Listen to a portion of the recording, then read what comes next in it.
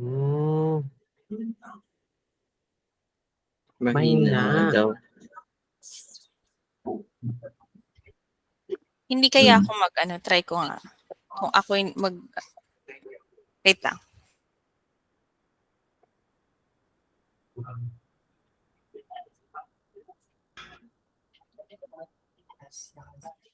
Naka-loudspeaker. Dapat naka-loudspeaker. Sige. Ni-remove ko yung headset ko since ako yung nagla-live. Let's see if that would work. na-end yung live. Na-end? Oo. Bakit? Lakas naman ng trip na gano'n lang naman ako. Your live video has ended. Why? Nakaka-apper. Ito pala yun.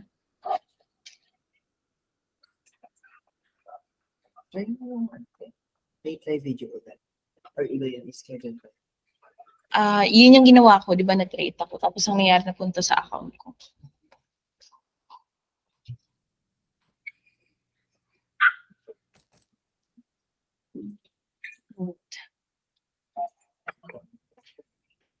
Let's try it again. Let's see if this would work. Ni-remove ko yung headset ko.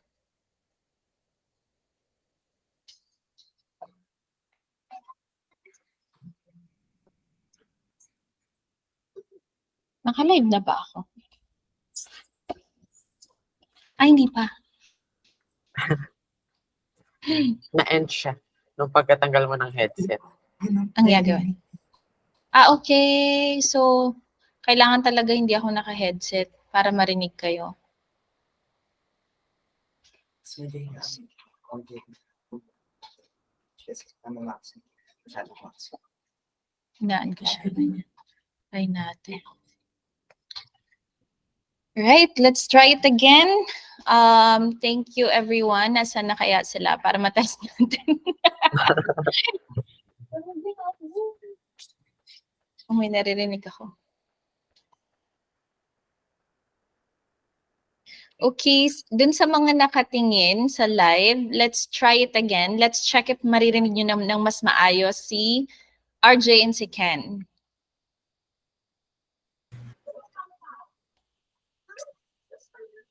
Naka-mute ka, RJ.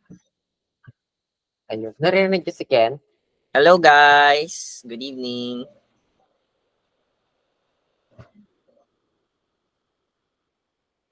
Should I try to? Facebook. Sige lang. Ken, RJ, salita lang kayo. Let's try it. Ayan. Pa-talk show na ba eh? Well. Okay na daw. Okay. Okay na. Nice. Okay, perfect. So ako pala yung may problema kasi naka-headset ako. So dapat pala hindi ako naka-headset. Alright, so we're all good. Okay, we're a little bit late with our schedule. So supposedly 7 p.m. Pero hindi ko na-expect na may ganito palang issue. Kasi nga naman kagabi, nung tenest namin ni Jay, I'm not using any headset. So it's working, pero yun naman pala. Okay, so thank you everyone for joining.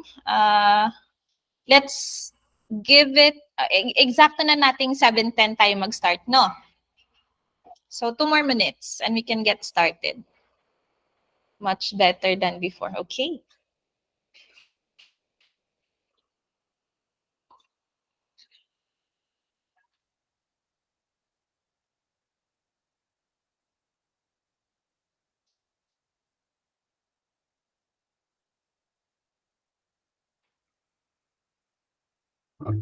All right.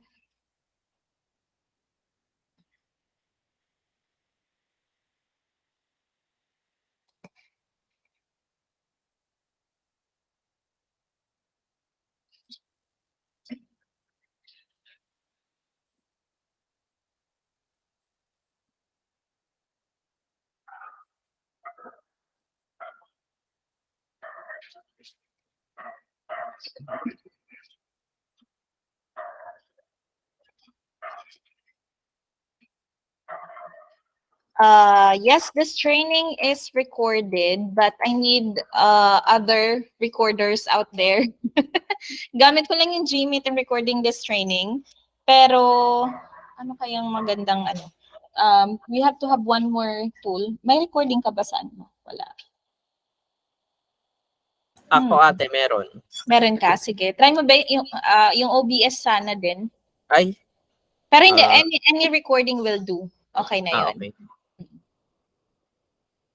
Sige, Pa-shout out nag-join pa siya. Jen. Sige.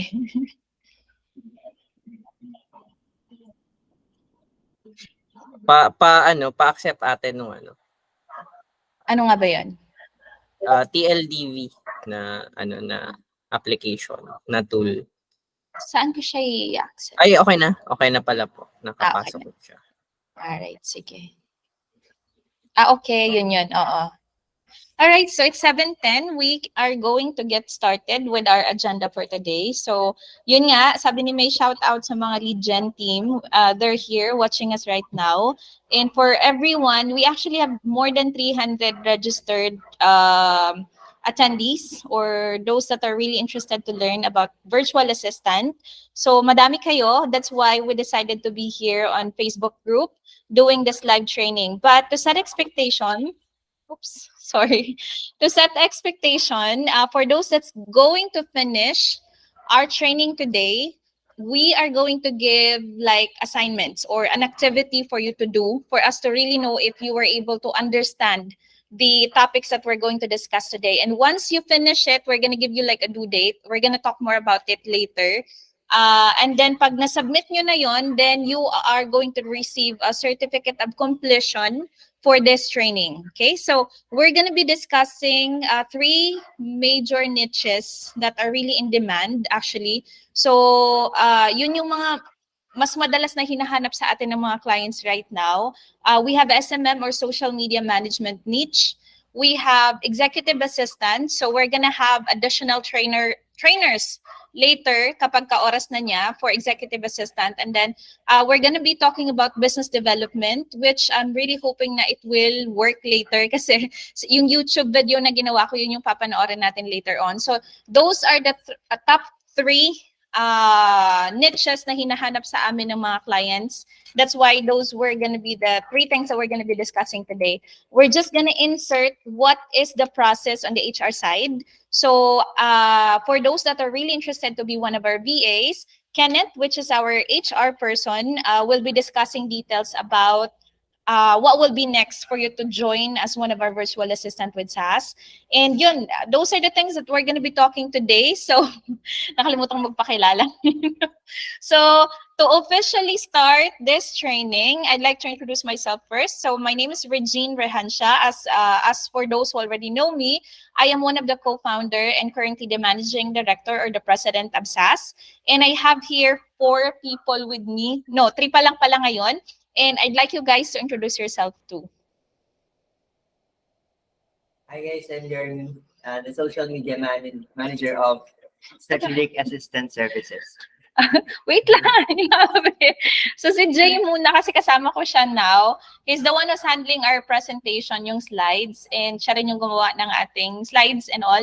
And he is our social media guy, ni SAS. Pakilala ka naman. And hi guys, I'm Jeremy Rehensha and I am the social media manager of Strategic Assistant Staffing and ayun lang. Sige. Sige, yun lang daw. RJ? Hello, everyone. Good evening. First, thank you so much for making it sa training. We hope to be working with everyone really soon. So you can just call me RJ or Selene, whatever rocks your boat. I'm I'm the head of business development for SAS.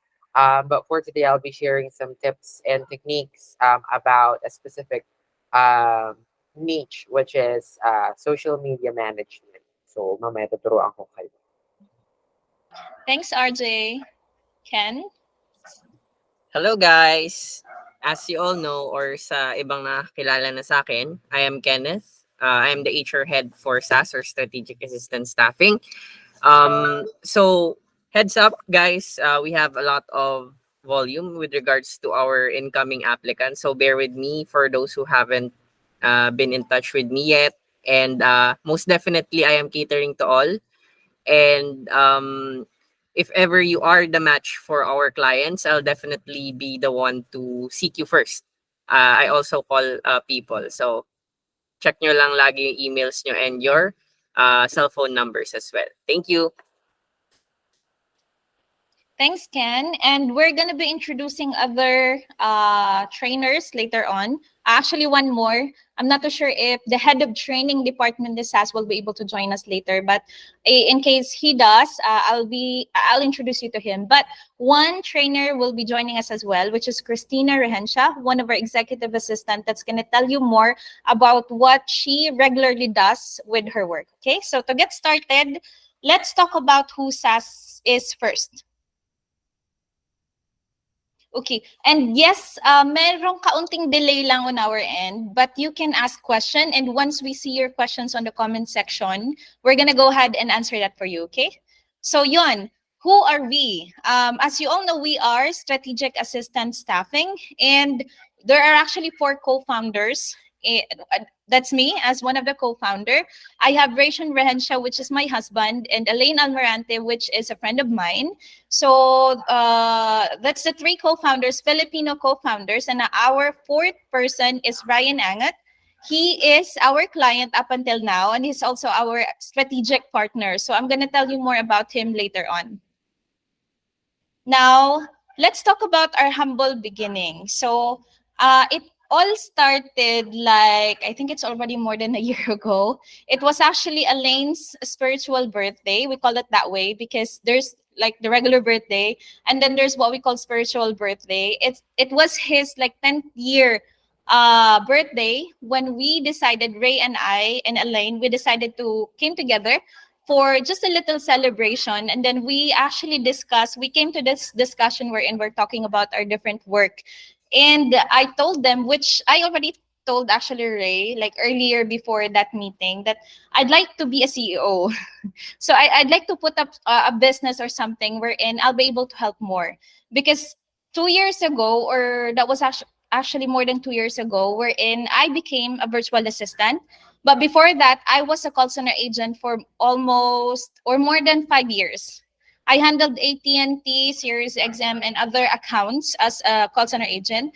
But when I became pregnant during pandemic, that's when I started looking for other opportunity. And that's where I found freelancing world or being a virtual assistant. So I actually got my first client like April of 2021. So hindi ko makakalimutan yun kasi nasa LinkedIn profile ko yun. April of 2021 where I was able to get my first client, and then nagkaroon pa ako ng additional clients after that. So when it happened, I was able to help my brothers, and then my husband decided to also resign in call center. So that's where everything started. And then one day I just woke up, or I said to myself, I'd like to be a CEO and I'd like to help more. Kasi alam ko kung gaano kahirap ang maging isang call center agent. And for those that hindi talaga naging call center agent, is napakahirap kumita ng, you know, a good way or a good salary if you're not going to be a call center, or if you're not going to be in the freelancing world. So sabi ko, I think this is it. Now, when we came up together, ang pangalan pa actually namin before is OBS Outsourcing. So I'm not too sure if everyone is familiar with it, but we are OBS Outsourcing before. But then again, with that humble beginning of ours, we're able to get one client. Not just one, actually, we're able to get few clients, and one of them is Ryan, which is now our strategic partner.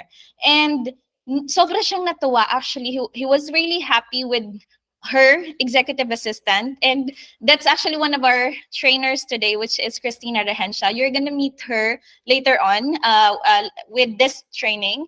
And then sobra siyang natuwa, sobra siyang satisfied, and really happy with the way that Christina is working for him. And that's when he decided to become our partner. So doon na pumasok si Ryan Angat. Yan. So he is our strategic partner, and he's also the one who gave a lot of a lot of leads, kumbaga, or clients with SAS.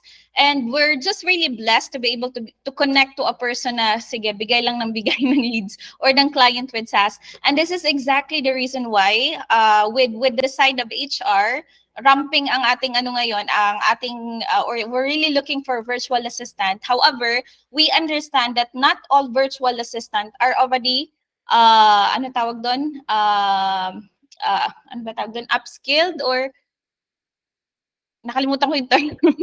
I forgot the term, but this is exactly the reason why we have this training today, to help those who wants to be a virtual assistant but doesn't have an idea about the work or the task that the virtual assistants are currently doing. So that's why we're here. And thanks to Ryan, we're able to move forward with now the new name, which is Strategic Assistant Staffing. And we're going to be celebrating our first year anniversary this coming July. So ganun kabilis yun, no? So we're excited, and we're hoping that those who join or those who are watching this live video right now will join us with the celebration. And who knows, you are going to be our next virtual assistant as well. All right. So moving on, there's actually 3 issues that we're trying to overcome. One of them is building client trust, which is, sino ba yung mga kliyente ni SAS? We're actually talking about our international clients, where most of them came from the US and Canada. So before, when we are still OBS outsourcing, it's yes, we're able to get clients. However, when it comes to building their trust, meron tayong side na medyo mahirap siya. However, when we got partnered up with Ryan, which is our US strategic partner, mas lalo nang napabilis, or we have this, we were able to build trust easily to the clients that we have every time that we tell them that we are actually partner with the US. One of the owners is actually a US partner. So that's one thing that we're already doing right now, marketing ourselves with a US partner. Second issue that we're trying to overcome is finding the right VA. Ayan. So dito medyo magiging I'd say magiging hindi naman brutal, but I'd be more ano ba tawag?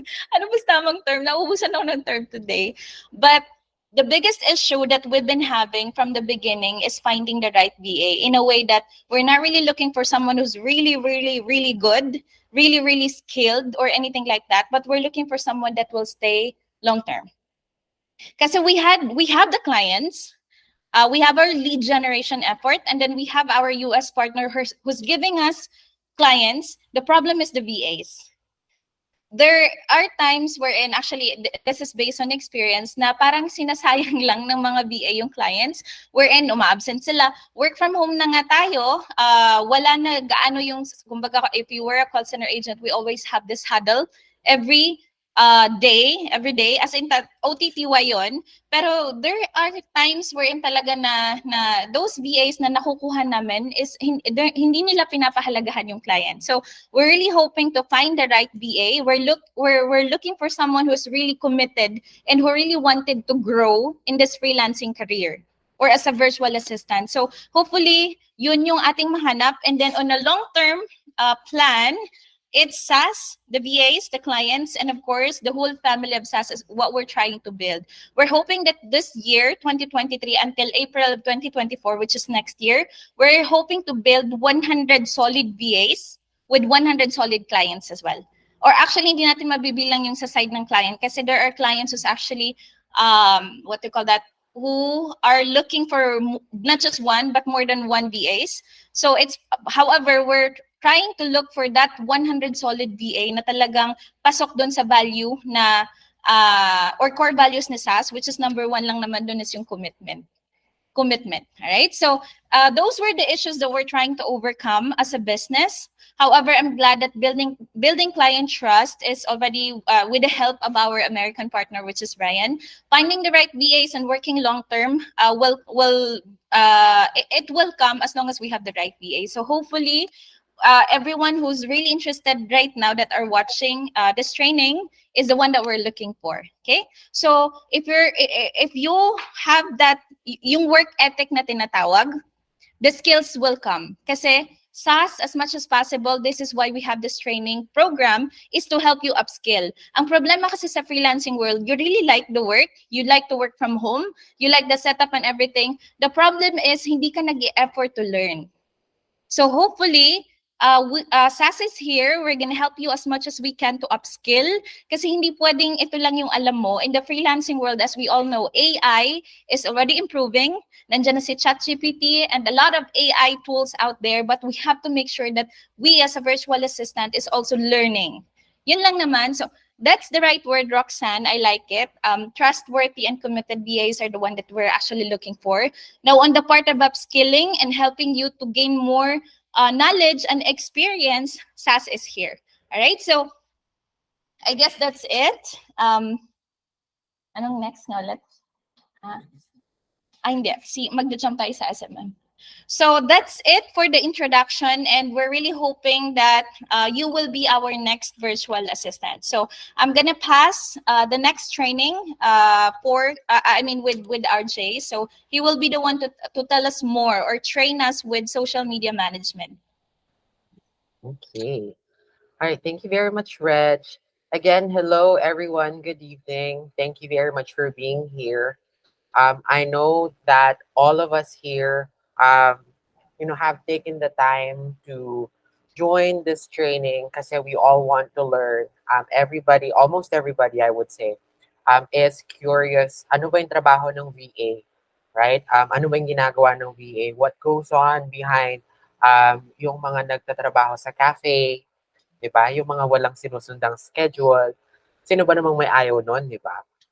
So, in today's world, that's one of the kumbaga dream jobs of a lot of people out there, especially people within our age bracket. Yes po, magkakaedad lang tayo. Millennials and Gen Zs. Ayan. I remember when I was still, well, I wasn't part of the freelancing industry yet. Tapos nakikita ko na tong mga to. Social media manager. I was really intimidated kasi parang, ay, very official naman yung the term seems very official, parang unprofessional tignan. Although I was at the time, ever since I was always, the creative one sa friend group, ako yung maarte sa social media. So people always told me na, ay, pwede ka dyan, sige go, mag-apply ka ganyan, perfect ka dyan. Pero ako mismo yung natatakot kasi nga feeling ko I wasn't qualified yet. That was until I tried learning about social media. It does seem intimidating at first, but when you really get into the details, ganun lang pala siya. Ganun na ganun ang sinabi ko. And that's what I want everyone here to realize as well towards the end of this topic. Gusto ko yung comment nyo, ayun lang pala yun. Okay? So, to start with, paki-expo yung presenter window. Kasi yun po yung nakikita namin. Ay, saan? Ayan. Pakiclick po yung got it. Ayan. Okay. Kay Jay pala yun. Saan ba yun? Ayan. Tapos, kung maaari po, ipaki-full screen. Hindi siya nag-full screen. I don't know why. Naka-presenter view ka kasi ata. Ano?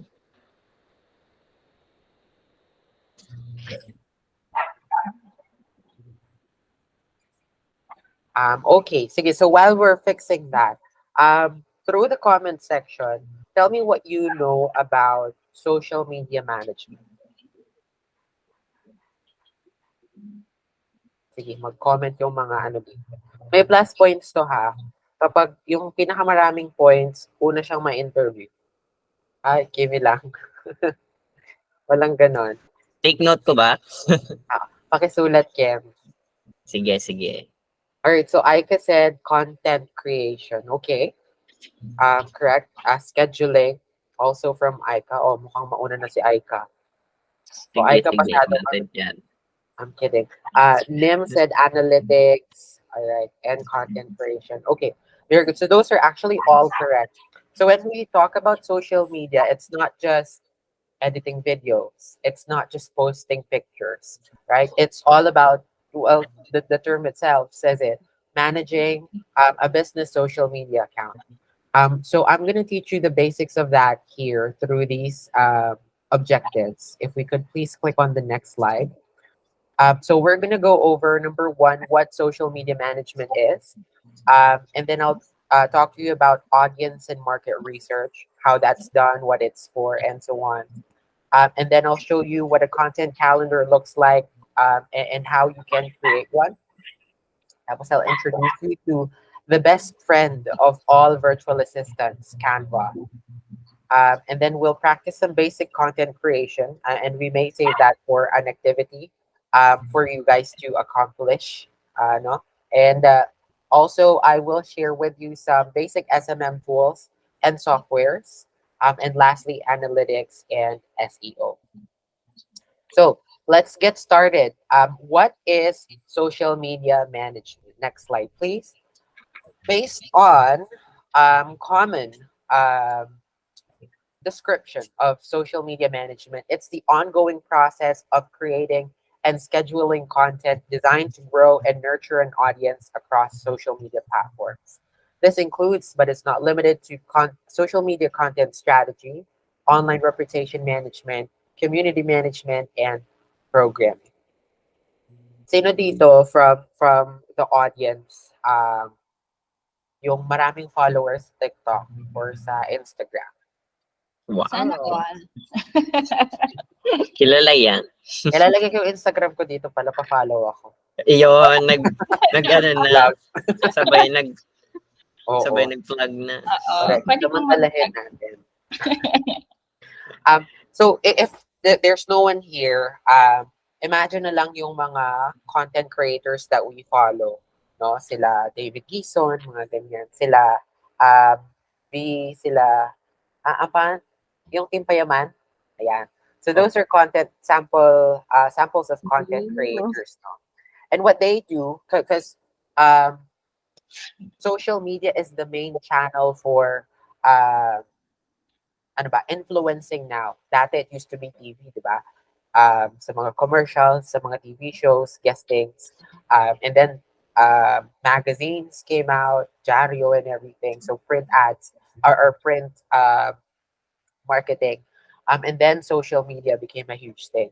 So doon lahat ginagawa ang marketing, not just of social media influencers, but as well as businesses, right? And similarly, ganun ang goal ng mga clients that we sign with SAS. So most of our clients are startup entrepreneurs. So they're trying to build a name for themselves. They're trying to spread brand awareness. And the best and easiest way to do it is through social media.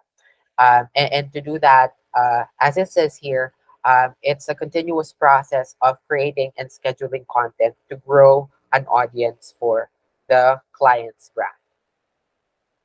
So to begin with, how do we do that? So the first thing that you need to do to help your client build their brand is audience and market research. Para ang ano, 'di ba? Parang ang formal, parang napakahirap gawin. Really, it's just super simple. So these are the questions that you want answered during your audience and market research. Number one, of course, you'd want to know who your target audience is, right? Think about the demographics of the people who you want to, let's say, buy your client's products or take advantage of the client's services, diba? Is it um, from this age bracket, like the millennials, the Gen Z, sila ba yung target mo? Or are you targeting particularly women in their late 40s because that's the kind of service that your client is, offering? Or are you trying to target small business owners who may have a need for, let's say, for example, marketing services, right? Because that's what your client's business is. So that's the first question. That's what you want to know. Understand who your target audience is. Next, what is trending today? Siyempre, it's not enough that you know who you want to target. You'd also want to identify how to target these audience, right? What's the best way to hook your audience? So you do that by knowing the trend. For example, try and relate it to popular memes, di ba? Na usong-uso ngayon. Or it could also be relating it to political issues, diba? Creating humor out of political issues that's very relevant, right? What else? You can also relate it to popular artists na mga nag-concert recently, right? Or may mga issues na sikat ngayon. That's how you can, that's one way of, understanding the trend and how you can correlate it to, or what's the right term? Link it to your client's brand. The third one is what kind of content styles is popular, right? Uso ba ngayon ng reels? Marami ba ngayon na nag-post ng dance video sa TikTok? Or usong-uso ba yung carousel sa Instagram ngayon na maraming photos? Um, Maganda ba na or anong uso ngayon sa Instagram stories ng mga celebrities na baka pwede kong gayahin to boost my client's brand. So that's the third one. The fourth one is when do people usually view similar contents? If you'd notice, some YouTubers specifically post or upload their videos minsan Friday night or Saturday night, ganyan, or Sunday night. Si Mimi nga palagi nagpo-post yan ng Sunday night. Kasi alam niya na Sunday night, yung mga tao nagpapahinga sa bahay kasi may pasok na kinabukasan. Saturday kasi yung iba lumalabas pa. So, understanding when people usually view contents that are similar to your, for example, your client's product will definitely help in increasing the engagement of your client's posts. And lastly, how do I get them engaged, right? So ano kumbaga yung what's going to make my target audience interested to, let's say, click on a link or learn more or visit your client's profile, right? To increase engagement on your client's brand, right? So these are the questions that you'd want answers to when you do your audience and market research, right? So planning pa lang to ha, wala pa tayo sa content creation. Okay, so after the planning or after the research comes the actual, the last part of planning your content for your clients. And that's where we create a content calendar. Sino dito yung nag-maintain ng planner? Yung iba dito kumukuha nag-Starbucks ng Starbucks pag December, nag-iipon ng stickers para makakuha ng planner. Hindi naman ginagamit. Diba? Kasi wala naman talagang masyadong plano sa buhay. Ginagamit listahan ng utang, ganyan. Okay, no, kidding aside, so a planner or a content calendar works similar as a Starbucks plan, right? So basically, that's where you map out what type of content you want to schedule or you want to post on your client's business account, following all of or based on the audience and market research you've done prior to the content calendar, right? And the pictures shown on the screen right now, although they're very small, no, and medyo malabo, but those are samples of what content calendars look like.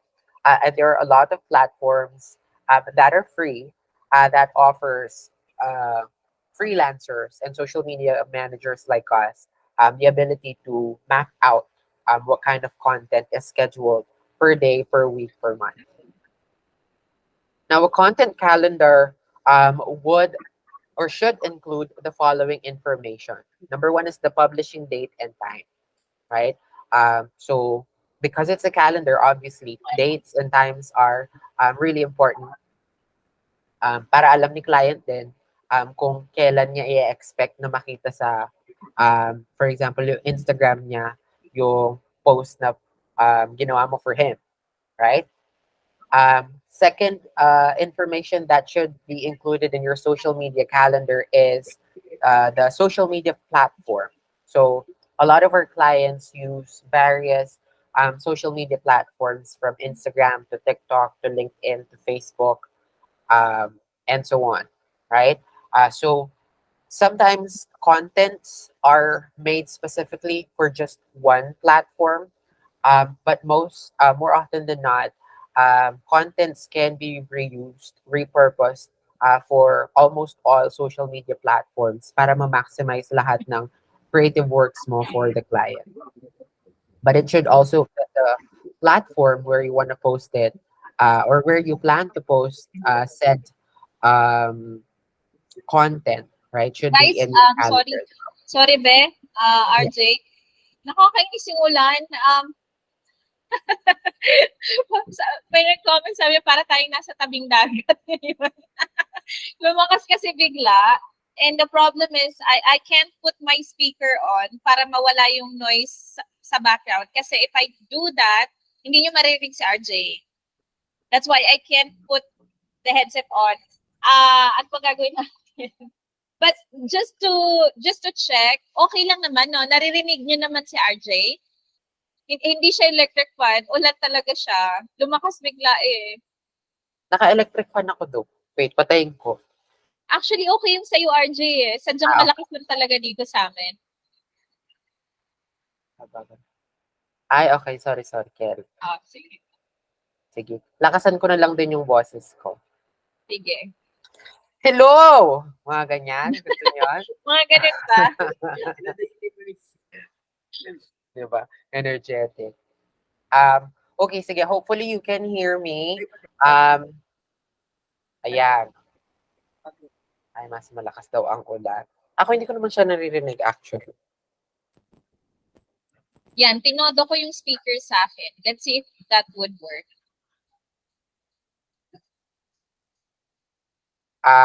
Okay. Nawala ba yung ulan? Nawala yung ulan. Nandyan pa rin yun nasa labas. Pero can you hear me better now? John, pag nag-headset ako, hindi nyo maririnig si Ken at si RJ. Parang reporter mo kayo. What am I gonna do? Ay, mas malakas daw siya ngayon. Oo nga eh. Place form or cloth over microphone. The problem is I don't have a microphone on. Naka-speaker tayo. For you guys, kala ko nasa dagat. Sorry na po. Okay, sige. Let's try this muna. May question kasi ako, may nakita kasi ako ang daming sumasagot. While we're waiting, papahupain lang naman natin to ng kaunti. Yeah. Think ko naman maya-maya okay na siya. Pero RJ, I'm seeing a lot of comments na nagsasabi sila, kung ako yung mag-mute, let's try that. Let's see if that would work. That's a good wait lang Paalala lang po CEO, isa sa CEO natin si Regine, no?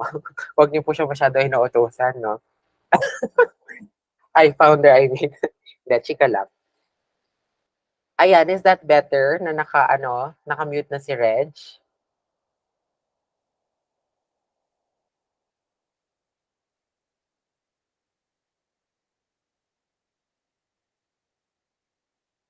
Okay.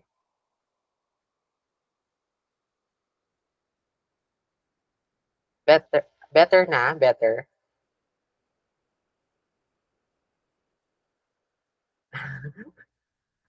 Ay, same daw. Same pa din siya. Ate Regine. Siguro sa audio natin yan.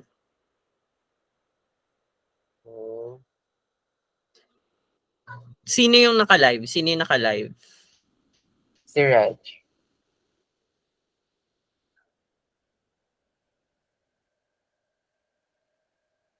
Sa speaker siguro yan.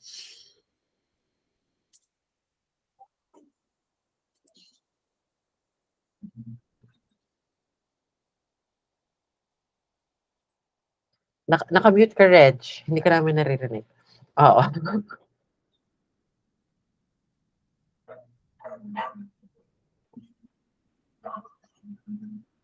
Kung kasama kasi na-mute ko nga siya. So, I'm gonna unmute it. Dinig pa rin yung dagat. Sige. Rinig pa rin po. Okay, sige. So, sige. Let's continue. Try mo ulit, RJ, if that would work. Kasi ako alam ko malakas talaga boses ko eh. Our problem is RJ and Ken. Ayan, sige. So while we, sorry, Jay, can you reshare the screen, no? While we wait, I saw a couple of comments a while ago. So it's probably better kung magbabasa ako ng comments while discussing. Pero I saw some recommendations for content calendar creation a while ago. Hootsuite, Meta Business Suite. So those are actually good recommendations, no, of what you can use to map out your clients' content, social media contents for the month or for a week. Let's see. And then everything else, every other comments are about the beach and the ulan na. So,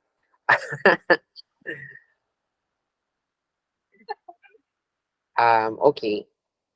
Oh, and social champ. Okay. I'm actually not too familiar with social champ, but it does sound very similar to yung Hootsuite, Facebook scheduling, sa Meta, and so on. Okay. All right. So moving on. Um, So a social media calendar should include, so we talked about publishing date and time, as well as the social media platform that the content is planned for. The third one is the post format. If it's the content is if it's a reel or if it's a story or if it's a short, YouTube short, is it a TikTok video or is it just a series of pictures that you will be posting as a carousel on Instagram. So specify that on your content calendar as well. And this isn't like really prerequisite, but I truly believe, personally believe that it helps if there's a copy of the actual post included in your calendar. A good example of that is the picture sa baba, the second one. As you can see, there are graphics included in the actual calendar. So you can also, some softwares allow you to upload media per day, right, on the content calendar. So when your client looks at it, makikita niya na, ay, okay, pretty, right? And they can provide, real-time comments, recommendations, feedback para maayos siya before actually posting it. Okay, next, so post copy visual, just like what I mentioned, it's similar to that. Yung examples ng videos, ng GIFs, GIFs. Is it GIFs or GIFs? But either way, so yon, image, and so on. Next are hashtags. Ayan. So, hindi po yung sa showtime. So, hashtags. I know everybody's familiar with this already na.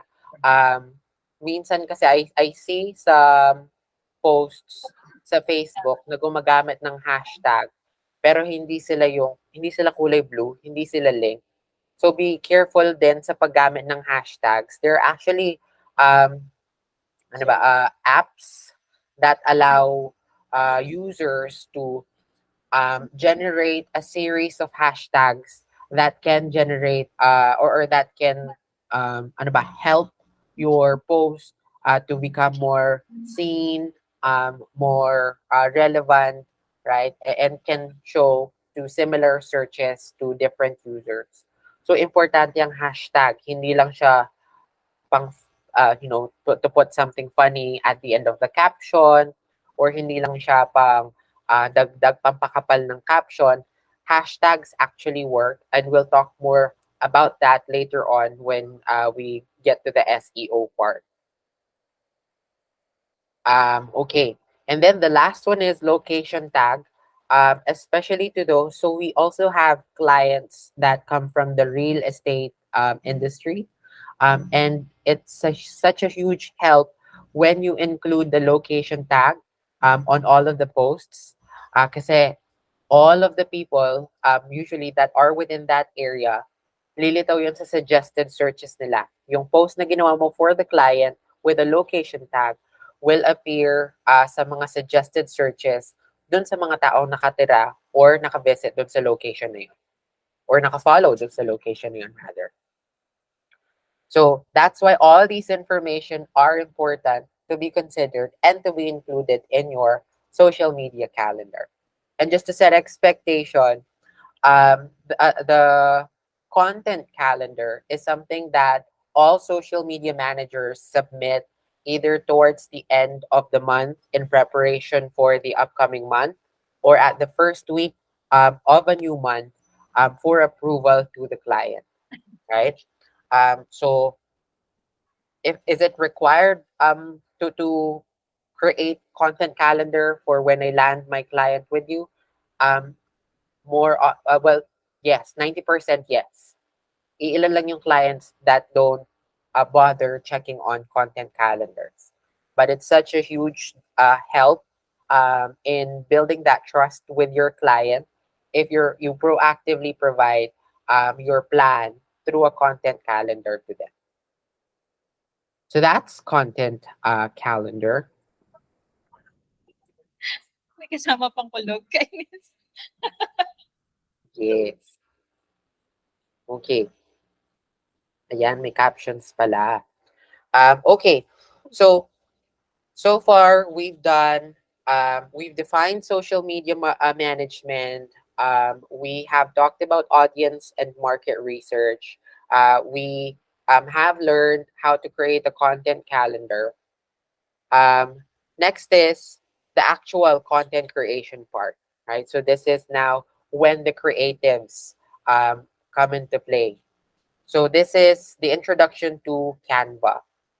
Some people here may already be familiar with Canva. Yung iba baka hindi pa. So let us be the one to introduce this helpful tool to you guys. Okay. So Canva, actually, if Jay, is it okay if I ask you to show your Canva account through the live para makita nila kung ano itsura ni Canva? Ayan. So while Jay is pulling that up, Canva is a free tool that all VAs, almost all VAs, use on a day-to-day basis. Hindi man araw-araw siguro. Basta they have used it at one point in their VA lives. So it's a very simple tool, simple and free platform that allows for users to edit design templates for different types of files. Pare PowerPoint, picture, post, flyers, o, di ba? Ayan. So the ads that we post on the SAS social media account, lahat yun gawa sa Canva. Okay? Mahirap po ba siya gamitin? Baka naman kailangan magaling sa arts, kailangan best in MAPE para magamit yung Canva. Hindi po, because Canva already gives you templates na i-edit mo na lang yung text, papalitan mo na lang yung picture, right? Konting-konting enhancements lang. Ang importante lang ay marunong ka mag-type. Really, that's just it.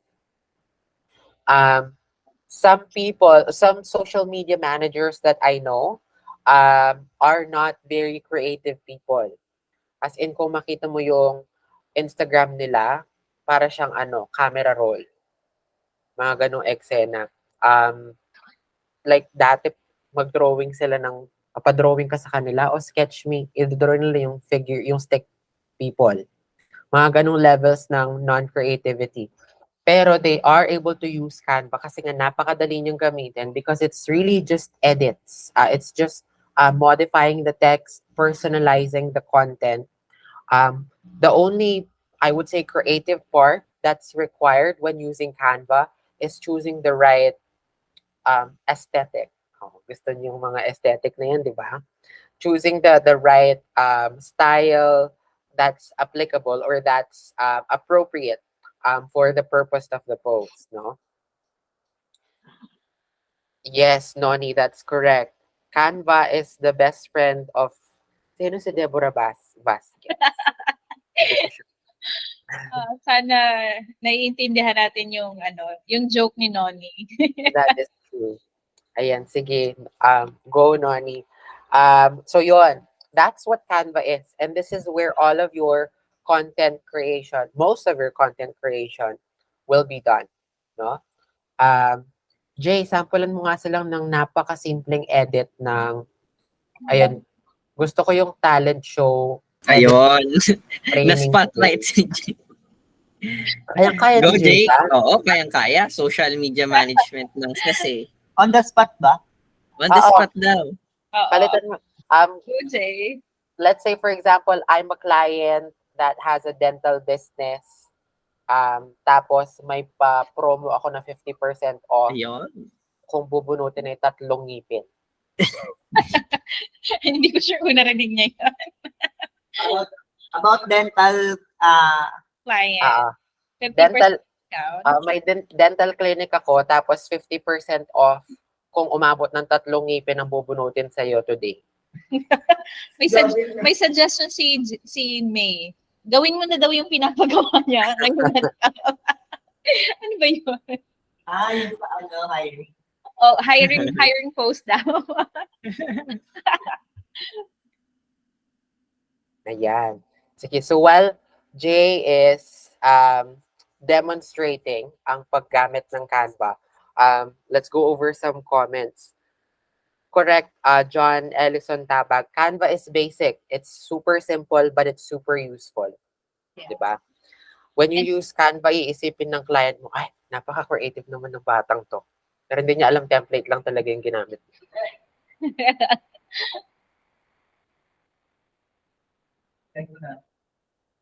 Ayan, let's see. Nag-log. Nakisama naman si Canva. Nahiya siya. Ayan na, Totoo. okay na. Okay. Ayan. So, while Jay is working on that, so Charlene.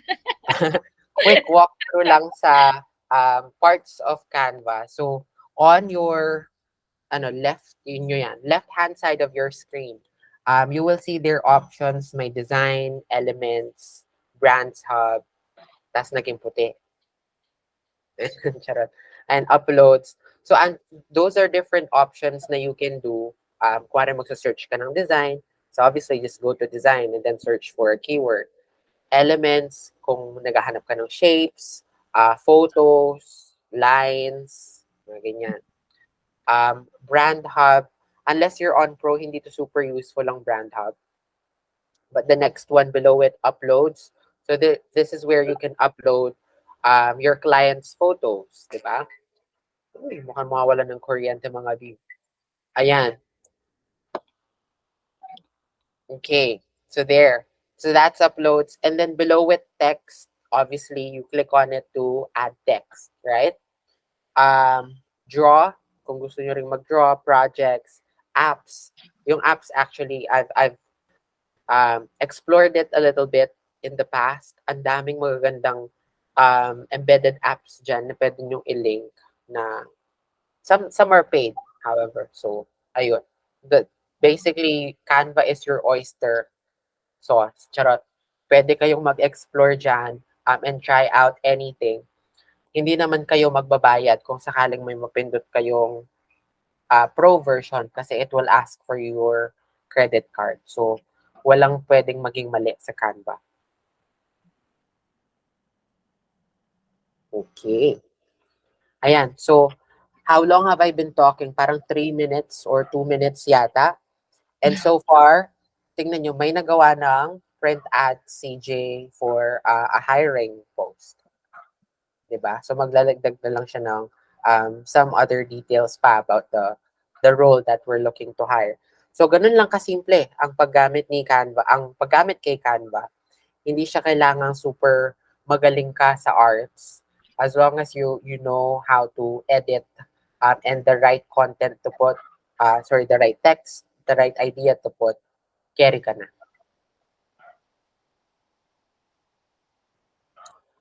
Okay, we have comments here.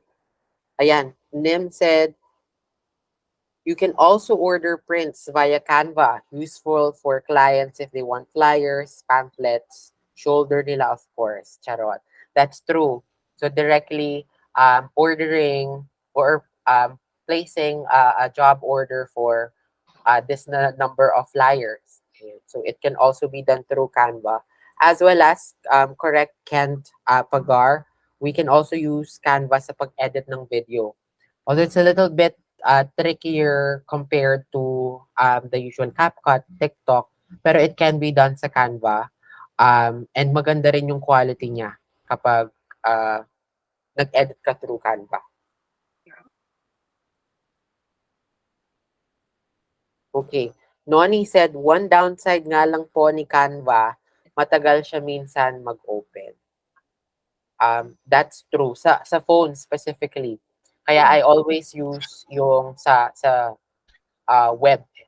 And based on experience, it works better and a lot faster kapag sa Google Chrome mo siya ginagamit versus sa Edge. Hindi ko alam kung anong logic behind it.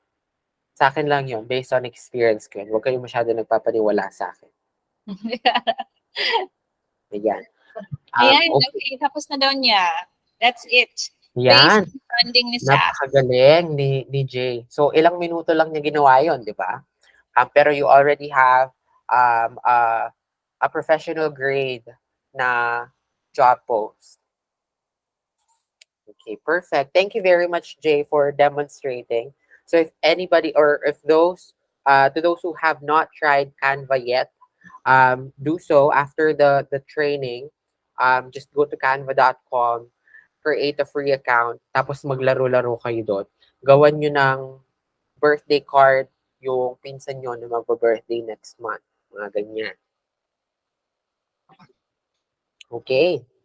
All right, awesome. Okay, so that's Canva. And hopefully you guys have, or I got your buy-in sa benefits and the advantages of using Canva sa pag-edit. But later, I will also show other tools that you can use as a social media manager. Okay, let's move on to the next slide, please. Ito pala yung sinasabi ko. Would you look at that?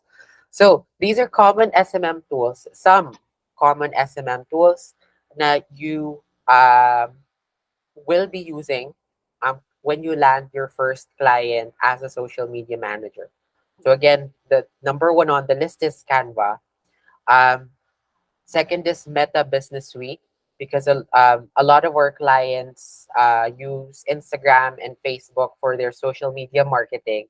Meta Business Suite can be used in scheduling posts and managing posts, as well as what's the right term? Looking at or generating reports and reading analytics on the engagement of your posts. So Meta Business Suite is what's used for that. And the good thing about Meta is may mga self-help videos from the site itself that you can watch, right?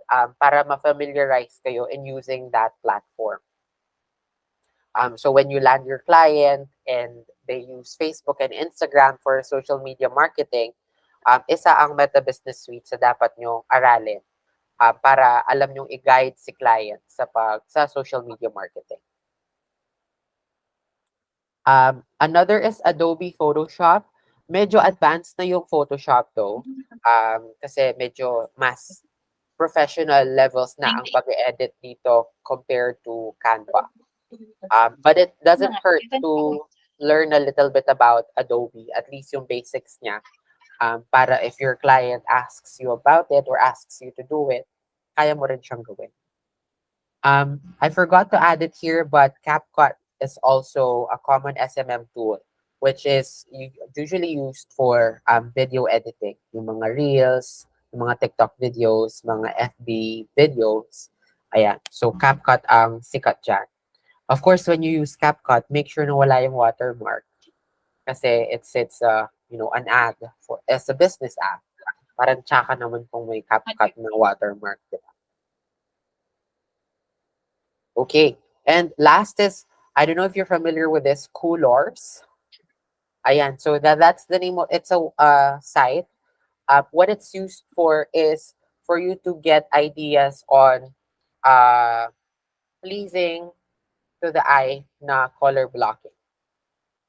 So if you look it up, coolors.com, magpapakita yun ng different recommendations ng different color combinations that can work for branding, for for when you edit in Canva, kung anong kulay ang pwede mong gamitin. They also come with yung color codes, so you can just copy and paste them in Canva para kuha yung shade, yung tamang shade at kulay from Colors.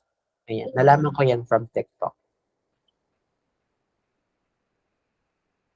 Ayan.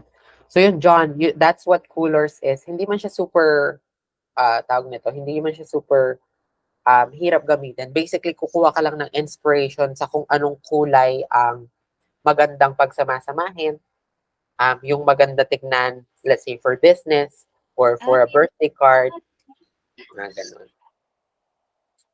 Sorry guys. Ale. I mean, I don't know, hindi ko magana yung aking isip today. Let's all go to G-Meet. Hindi ata titigil itong ulan na to. And G-Meet naman can handle up to 150 attendees. And I'm seeing that we're only having like 97 viewers right now. So instead na isa-isahin ko nga naman yung inyong email, bakit na lang hindi ko na lang lagay yung invite dito? Para naman so ito na po yung invite. Join na lang tayo dito, guys. Let me know if you have this. Join the Gmeet now and let's continue there. Ox lang po kung share nyo yung link dito. Although, akala ko nasabihan akong idiot. Saring lang. That's bad word. Dito pala yun. Okay. Sige. Let's go there. End ko na muna to. So, wala ako sa live. May ask po ba nagsend ng email? And no need na for the email. Ito na lang. Ano ko na lang dito. End ko na muna to and I'll share yung link sa group. Gian, accept mo sila.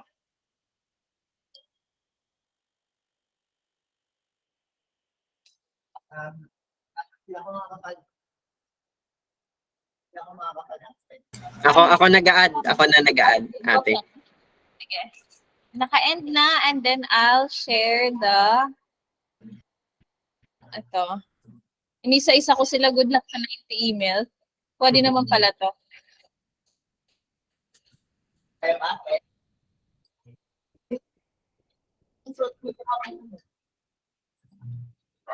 Okay, para mabukasan naman tong ingay natin ng background natin.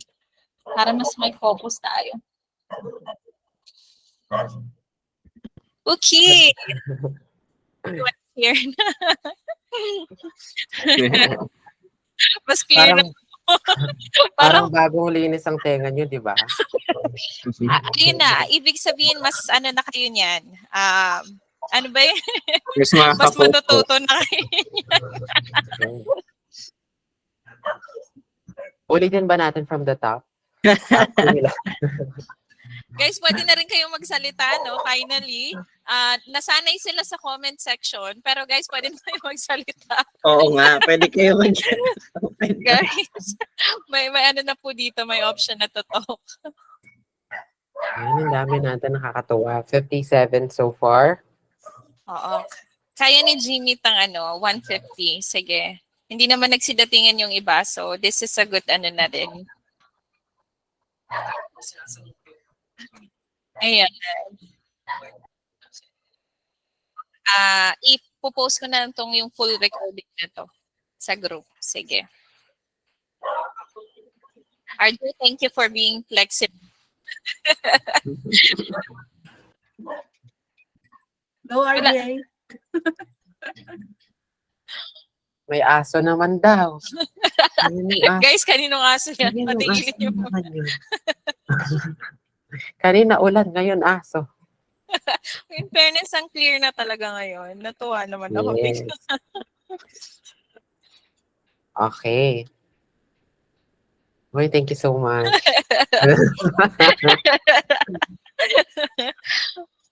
Kaya gusto ko talaga ang Gmeet eh.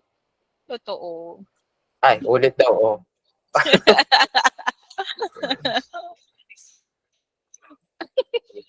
Sige, ulitin ko siya pero maniningil na ako ng entrance. Okay lang ba yun? Ay, nako po. Thank you, Lord. That we have other options.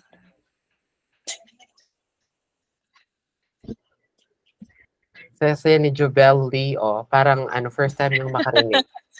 Parang nilagyan siya ng hearing aid. Ayan.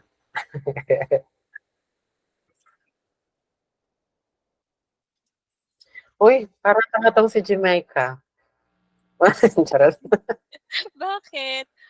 Sabi niya, Ano can na I just say na ang saya naman ng environment sa group na to? Uy, kami lang to. Hindi niyo pa nakikilala yung iba. Oo. Wala pa. Wala Tatlo pa pa lang yung iba. Oo. May si Jessica nandito. Anong shade ng lipstick mo, RJ? Ito po siya. Ay, Yes. Unique plug na Sorry. na. Tawag dito. Everbilena Doors. matte color stick. Endorser yan. Ay, doll face ang pangalan niya, doll face. Ayan. Pamain doll face. Mine. DDD1 size 10 please. DDD1 size 10 please. Dahil nag-join kayo sa Gmeet, magla-live selling na po. Andito na ba lahat? 78 pa lang tayo. Oo, nawala yung iba, hindi pa naka-join. Asa na, 99 tayo kanina eh. Oo. Sabi ni nasan po yung yellow basket? Click mo yung participants na parang may mukhang yellow basket sa mga pangalan ng mga participants. Hindi ko alam bakit. Para saan. Outside ano yan? Outside domain yan pag may oo. ganyan. Ayun. Okay. May mga tayo, nag-raise ng hands. Ooh. Aldrin, did you have something to ask or share? Aldrin Magno. Sorry, baka may iba pang Aldrin kasi dito. Meron nga. Si Jeremy din, nakataas din yung camera. Tinanggal niya na. Tinago niya na. Nagbago isip niya. True. Okay, sige. 80, pwede na to? Oo. Yeah, oo, pwede na. Start na tayo. Pwede Again. na. Huwag yun na papasukan yung iba. Charot. Hindi. So let's continue na lang. Later naman, sige, before we end, quick rundown ng mga topics para lang mas clear to everyone. Jay, kung iyong mamarapating i-share ulit ang iyong screen, please.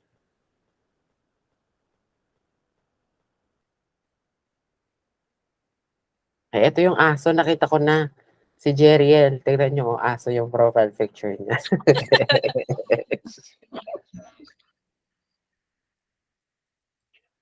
Ayan, nandiyan na tayo sa common SMM tools. Okay, so anyway, ilan lang yan. Those are just some of the tools that you can use as a social media manager. Marami pang others out there. And those who have had experience, please go ahead, share your recommendations kung anong tools ang magagamit as a social media manager. Yung mga nakapag-handle na ng clients as SMM before. Ayun, Lightroom. Thanks, Iya. Lightroom is also, ako ginagamit yun sa mga Instagram posts ko. Yung mga presets. Ayan. May mga presets ako, by the way, kung gusto niyo sila. Mura lang. Charis. Ayan. What else? What about the others? Anong mga tools ang mara-recommend nyo for SMM? InShot for, yes, InShot for video editing. I've personally ever tried it, pero maraming gumagamit ng InShot. Okay, thank you, Noni. Okay, mga Canva pa din. Team Canva pa din daw si Kay. Wala namang, wala mang contest. Lahat pwede natin gamitin. Sociality.io for analytics. Oh, it's an AI. Well, IO really. Sociality. Okay. Thanks. Premiere Pro and Notion, CapCut, Pinterest. Oh, I'm such a huge fan of Pinterest din, Lian. High school pa lang, may Pinterest boards na ako. Doon ko pinaplano yung itsura ng bedroom, mga ganyan, yung mga plano-plano ko, yung mga OOTD ko. Ayan, doon ako kumukuha ng inspiration. And which you can also do for your content. Perfect. Photo room. Ayan, okay. Perfect. Thank you all very much sa mga nag-share ng kanilang mga recommendations. And the good thing about our culture here in SAS, because we use Discord. That's our main communication tool. And everybody shares their recommendations, their best practices, tools na ginagamit nila to everyone, kahit hindi sila magkakakilala. Nag-share ng helpful tools, helpful tips and tricks, ayan, on how they can do their jobs better. So, yung mga ganyan can be shared din dun sa GC sa Discord. So, thank you very much. Hopefully, itong mga nag-comment na to ay mahanapan natin ng client really, really soon. Now, moving on, let's move on to the next slide. We're actually down to the last section of the SMM piece of the discussion, which is the analytics and SEO. Again, let us just give Jay a few seconds. But SEO, it's a little bit advanced na, SEO. But really, when we deal with clients, hindi naman siya yung super professional SEO whatsoever. Yung basics pa rin lang din naman siya. Hindi mo naman kailangan maging IT graduate or a tech whiz, right, to be able to handle SEOs. Basic SEO management lang ang needed. Jay, ayan, thank you very much. Okay.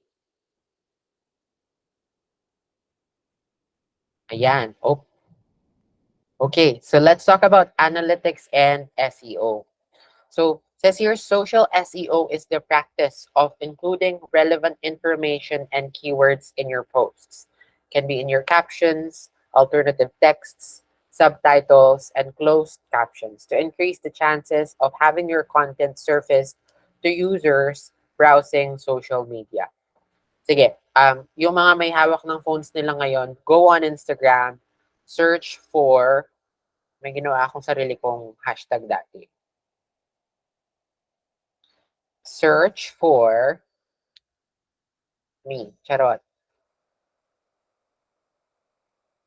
Okay, let's do hashtag work from Wi-Fi. Sana makita ako. Kung hindi, mapapahiya ako. Ayan. Yung unang makahanap sa akin sa Instagram, may libreng Wi-Fi. So, charot. Ano daw? May nakahanap ba? Diyos ko, mukhang wala. Okay. Sige, Cherry. Pasensya na. 349 followers. 667 following. Hindi ako yun. Sorry, no. Hindi, marami akong follow. But anyway, that's just an example, no? When we use, like what it says here, social SEO is using keywords to increase the chances of your content surfacing to users browsing social media. Have you ever experienced na pare nagkukwentuhan kayo about let's say beach, ganyan. Going to, mag-beach tayo, let's go to Morong this weekend, yada, yada, yada, yada. Tapos, magulat ka na lang sa Facebook, yung mga ads na lumilitaw sa'yo ay about resorts, di ba? Trips, yung booking sa plane tickets, and so on. So that's also, or SEO is also impacted doon on what common users either browse for, manually search for, or, is part of their parang, ang tawag nito, relevant information or mga keywords na nabanggit nila in the past. Medyo creepy siya pakinggan, pero that's apparently how, especially iPhones, yes, that's how the the algorithm works, na may mabanggit ka lang na keyword, tapos lilitaw na siya as suggested, as an ad or suggested page whatsoever. So SEO works the same way, no? When you use subtitles, captions, hashtags, it increases the chance of your post showing up on the feed of somebody who either have browsed for the same content, searched for relevant content, or baka nabanggit siya at one point in time. Ay, hindi ako yun. Ito ang Instagram ko. Huwag niyong i-follow yung mga yan. Ayan ako. Dinerecho na, no? Ayan po ako sa Instagram. Thank you very much. Oh, maganda naman yung feed ko, hindi naman kayo ma-disappoint. Kim, yung bakla. Ayun, so that's social SEO. Next slide, please. Nag-aantay ako notification sa Instagram nung nagfo-follow. Para ma-shoutout ko kayo dito. Ayan. SEO in social media works a lot like SEO in traditional search engines. It all starts with keywords research. Um, so, so apologies about that. So, but yes, like SEO in traditional search engines, it starts with just keywords. Kaya you may find minsan sa mga influencers when they post something, yung sa baba, like magdadagdag sila ng napakaraming space, tapos sa pinakababa, ang daming hashtags. Like, sangkatutak na hashtags ang naandon. Kasi the more hashtags you put in, the more chances of winning. No, charing. The more hashtags you put in, the more chances that your post will appear sa mas maraming users. Okay? So that's how SEO works. And you can use that, you can use the power of SEO for your clients' businesses para mag-surface yung business ni client, yung brand ni client sa mga users, sa mga Instagram users na are looking or searching for that same content or following people with the same, let's say, business or same industry. Ayan. Thanks, Jeriel. So, Jeriel said sa YouTube, may limit ng hashtags lang pwede gamitin or may heavy penalty. Thanks for sharing that. I actually didn't know that. IG and Facebook kasi wala. So, apparently in YouTube, for shorts and videos or vlogs, I would say, is that correct, Jeriel? Hindi pwede ang maraming hashtags dahil magkaka-penalty si client or si account. Ayun. So, careful din in using hashtags sa ibang platforms. For what I can safely say is for Instagram, Facebook, LinkedIn, carry ang maraming hashtags. Ay, nag-stock na sila ng Instagram ko. Oh. Uy, parang tanga tong mga to. Tignan ko mga hindi nag-follow dyan. Ay, ang dami. Thank you, guys. Oh, shit. Dapat 99 din daw. Naka-plug Or na mga naman. Thank you, Lord. Libreng followers. Low-key plug. Ay, nagtaas ng kamay si Kenshin. Yes, Kenshin, go ahead. Ay, hindi, naghahahalang pala siya. Okay. So far, that's actually my last slide for social media management. Charot, may isa pa pala.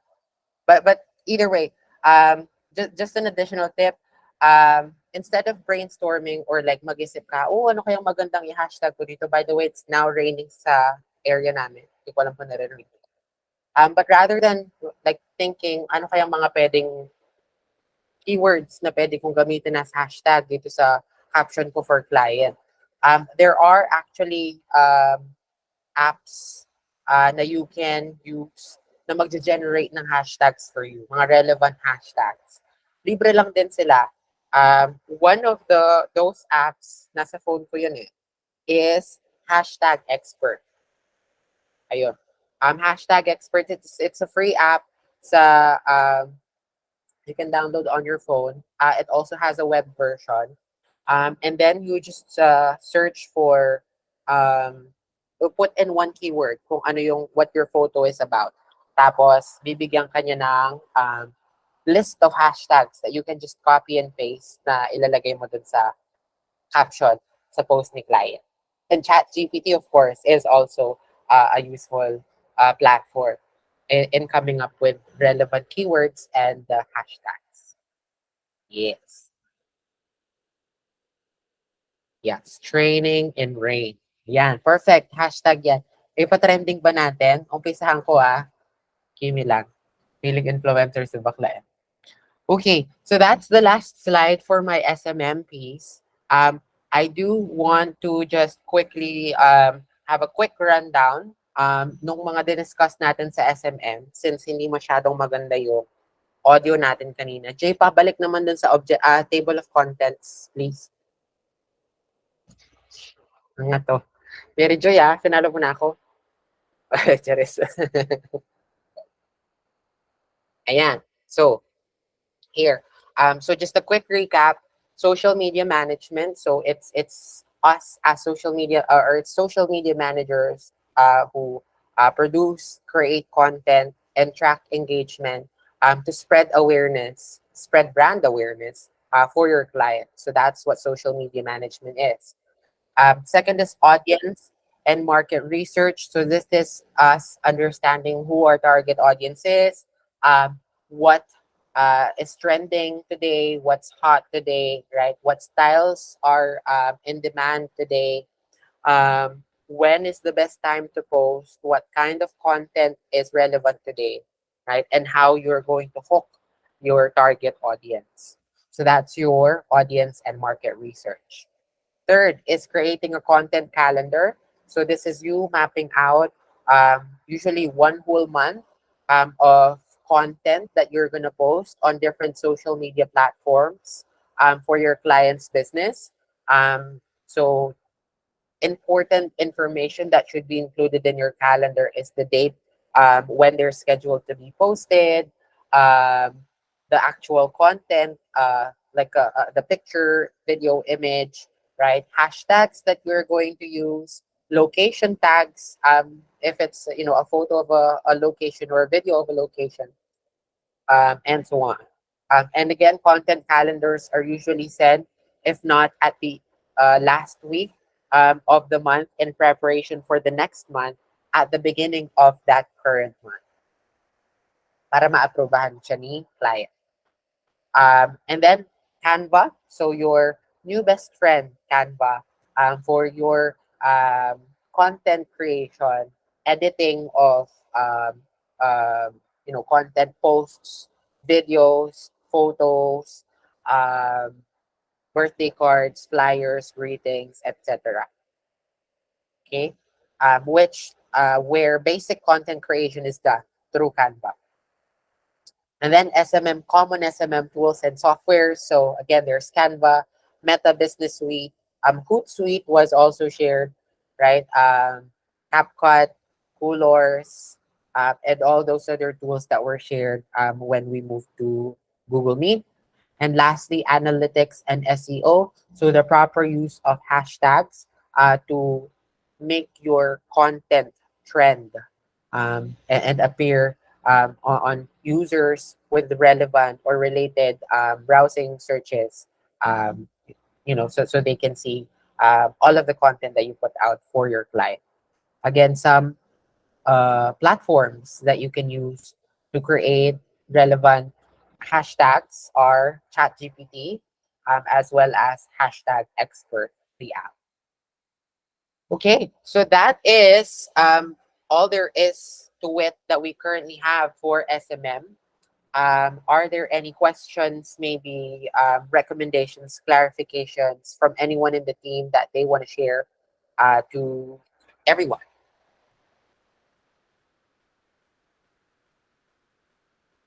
You're welcome, Jeriel. And maraming salamat din sa pag-follow on Instagram. Tingnan ko nga, dumami yung followers ko. Ay, ba't hindi? Charing. May shard? Okay. Yes, go ahead, please.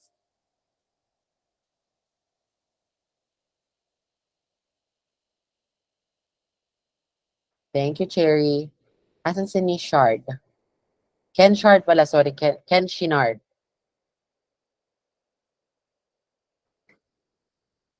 Tignan ko muna, Aya, yung feed mo kung maganda. Tapos follow back ako. Charis. Did you have a question, Ken Shinard? Or nakataas lang talaga yung kamay mo? Kung wala, ibaba mo na baka magkakulani ka. Sige lang. Ayan. You're all very much welcome. And I look forward na sana all of the people here that attended today ay makasama namin to work in the future, no? At huwag kayong mag-alala pag nag-ano kayo, nag-apply kayo dito sa SASA at natanggap kayo. Ako mismo ang hahanap ng clients na pasok sa inyong aesthetic. Charot. Ayun, so that's it for me. But there's more from the other members of the group. Thank you so much for your active participation. Reg, back to you. Thank you. Thank you, RJ. Okay. So, I'm seeing a lot of... Nakaano ka, Jay?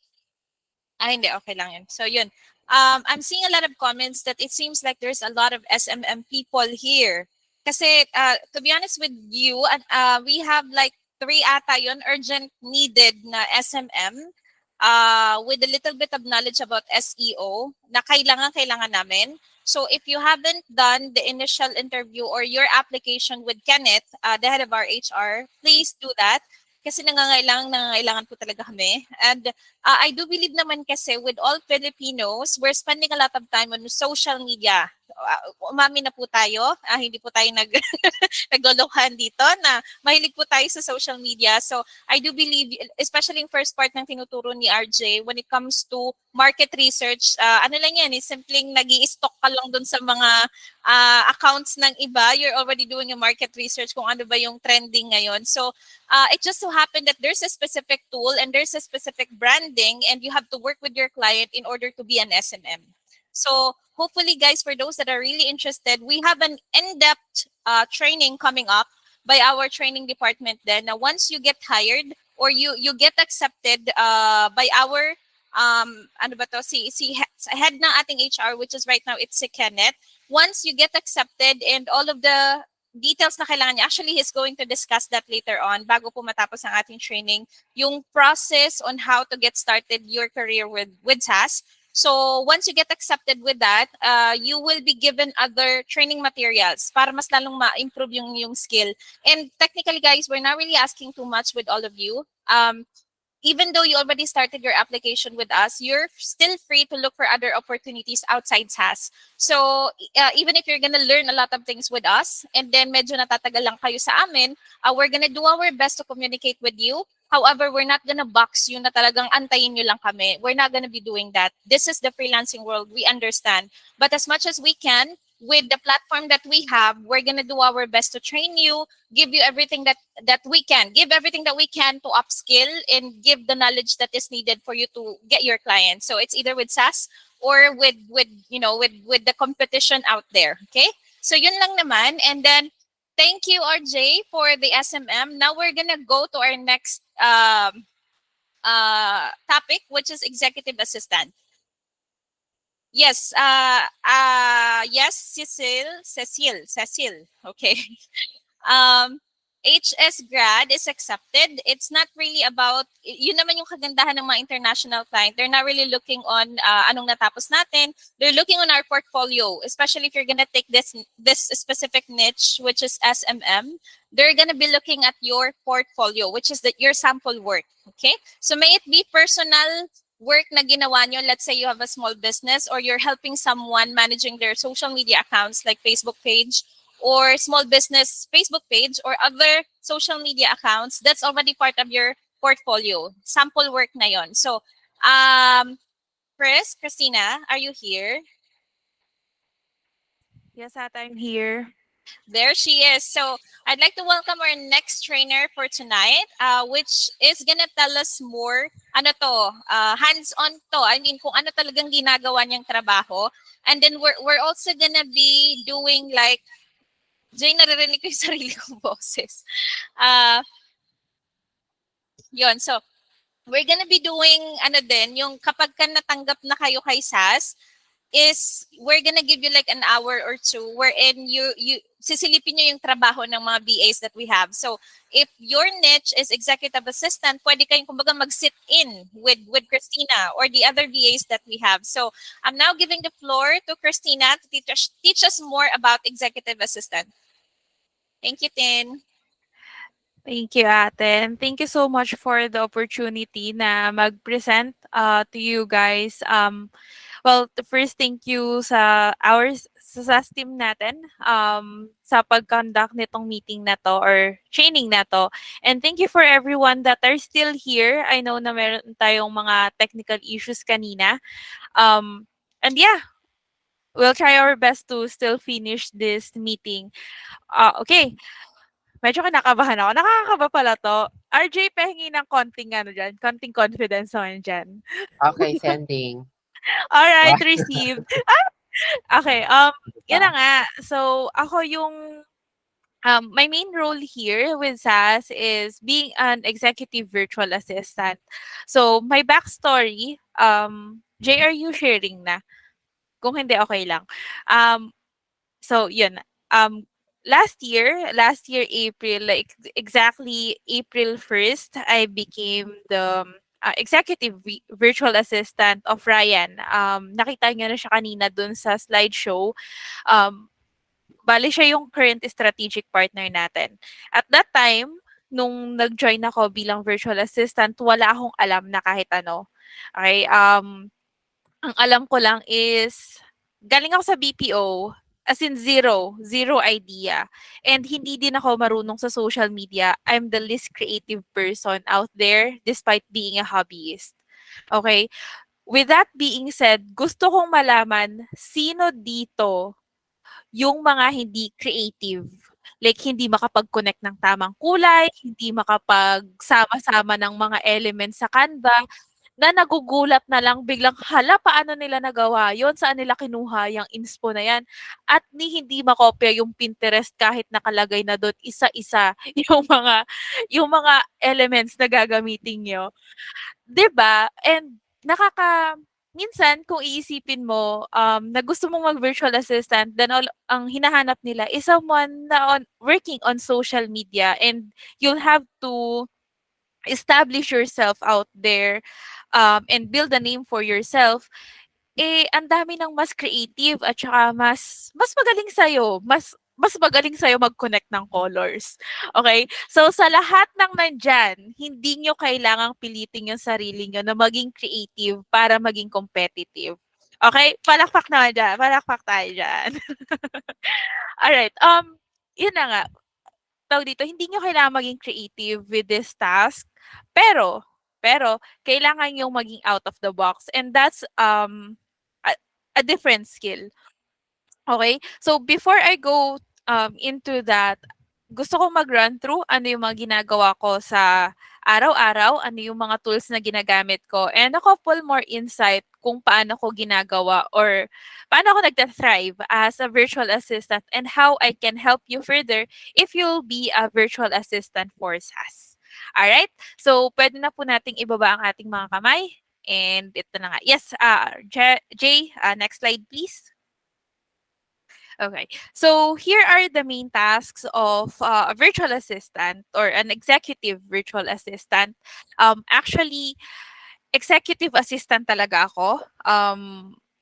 As Ryan's VA, yung strategic partner nga ni SAS, hindi lang isa yung business niya. He got a lot of businesses. So, most of the time, ako yung nag-handle nun.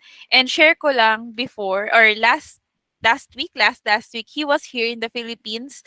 So, ako yung naging assistant niya habang nandito siya. Tapos tawa kami ng tawa, or tawa sila ng tawa. Lalo na yan si Ate Regina tsaka si RJ. Tinatawag nila akong mama kasi sumusunod lang ako sa pinagpapagawa ni Ryan. So, um, yeah, so kaya lang ako naging virtual dahil wala ako sa US with him. Pero ako yung executive assistant niya. Kailangan niya ng password, ibibigay ko sa kanya. Kailangan niya ng listahan, ibibigay ko sa kanya. May utos siya, gagawin ko.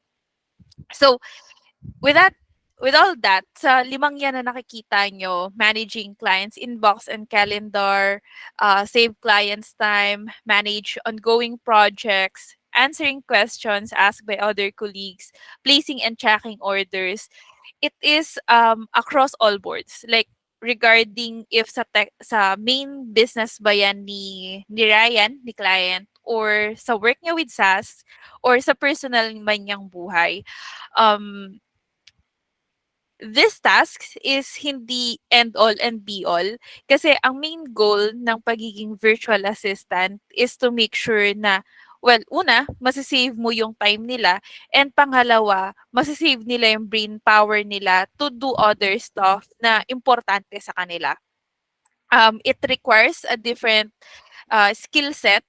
Um, it needs you to be creative, yes, pero it needs you more to be thinking outside the box. Okay?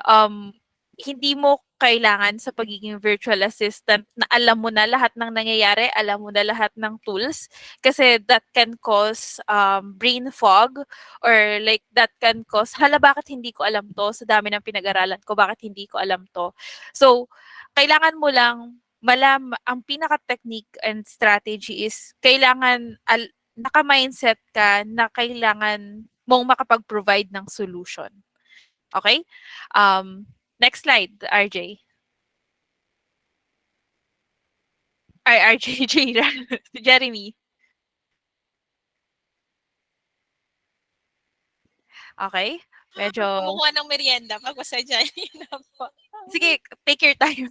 Pahingi Alright.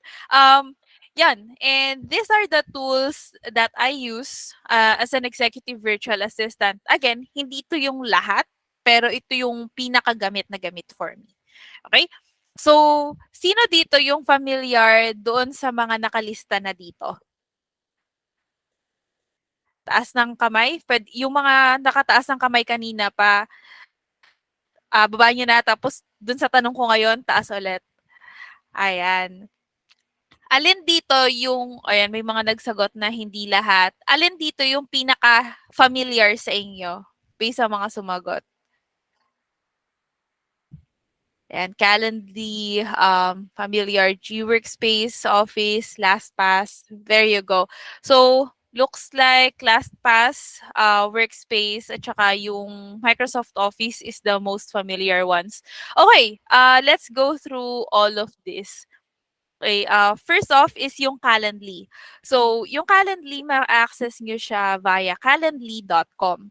Sa Calendly, pwede kang mag-add ng mga calendars ni client and pwede kang gumawa ng mga event doon tapos isi-send mo yung link sa ibang tao para sila yung mag-book. Sa Calendly, makikita nung receiver kung ano yung mga available times na pwede yung sender na mag-book or magkaroon sila ng meeting. Example, si Ate Regine, okay, gusto niyang mag-book ng meeting with Ryan. Tapos meron siya nitong Calendly link. So, i-open niya lang yung link na yon, lalabas na sa end niya kung anong oras available si Ryan, i-click niya yung available na time, and she would be able to set up a meeting for the two of them. So, ganun siya. With Calendly as well, you can set up 2 calendars at the same time. Okay? 2 calendars and magsasama sila. So, halimbawa, sa Microsoft Office, which is yung main account na ginagamit ni Ryan, tapos meron pa siyang Google Workspace.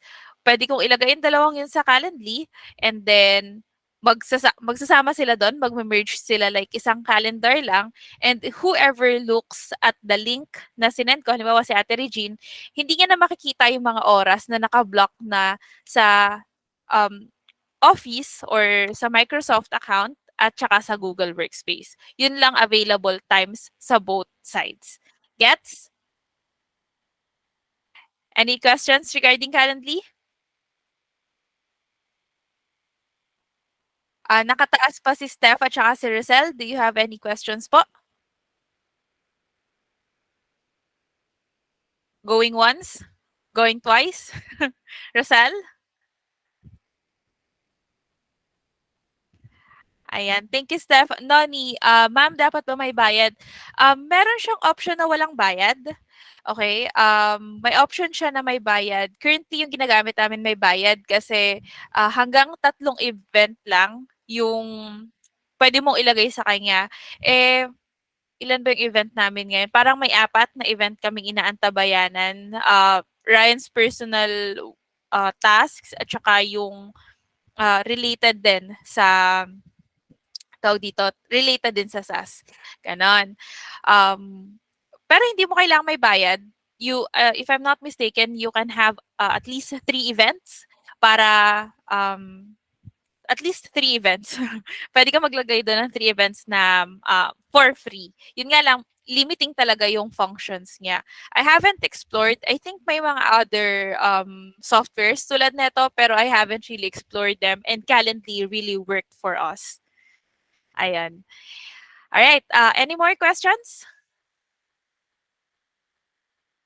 Wala na? Okay.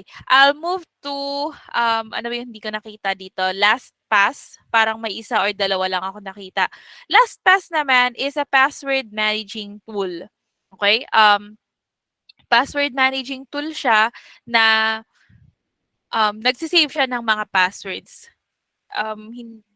Dapat in-screenshot ko. Pero, yon, you can just go to lastpass.com. You can also, with once you go there, you can create your own account or yeah, your own account.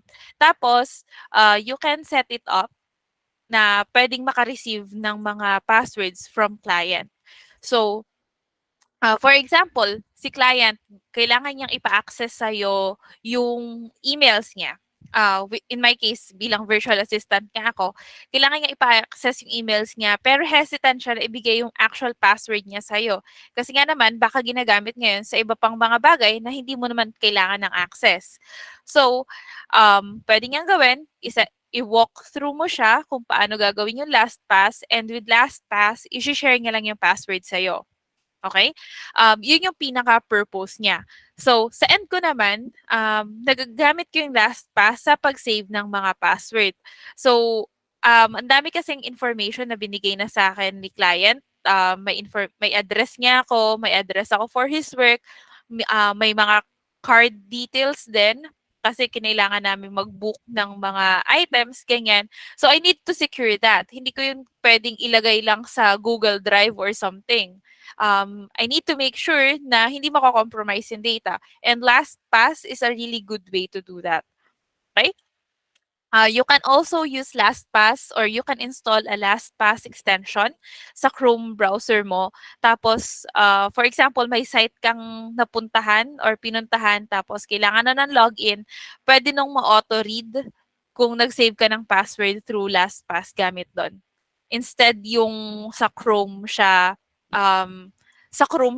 nasi-save. Okay, question here. Free po ba yung LastPass? Yes, free yung LastPass. Isa to sa mga free applications na ginagamit ko ngayon. Ayun lang. So that's it for LastPass. Wala siya masyadong limitations. It works well for me kahit wala siyang bayad. So far, wala pa naman ako na-realize or na-handle na work block with that. Okay, any questions for LastPass? Going once? Going twice? All right. Yan. Wala nang questions. So, let's go next. Next is, thank you so much. Thank you. Monday.com. So, Monday.com is a project management system. Okay? Sino dito ang familiar sa Trello or Asana?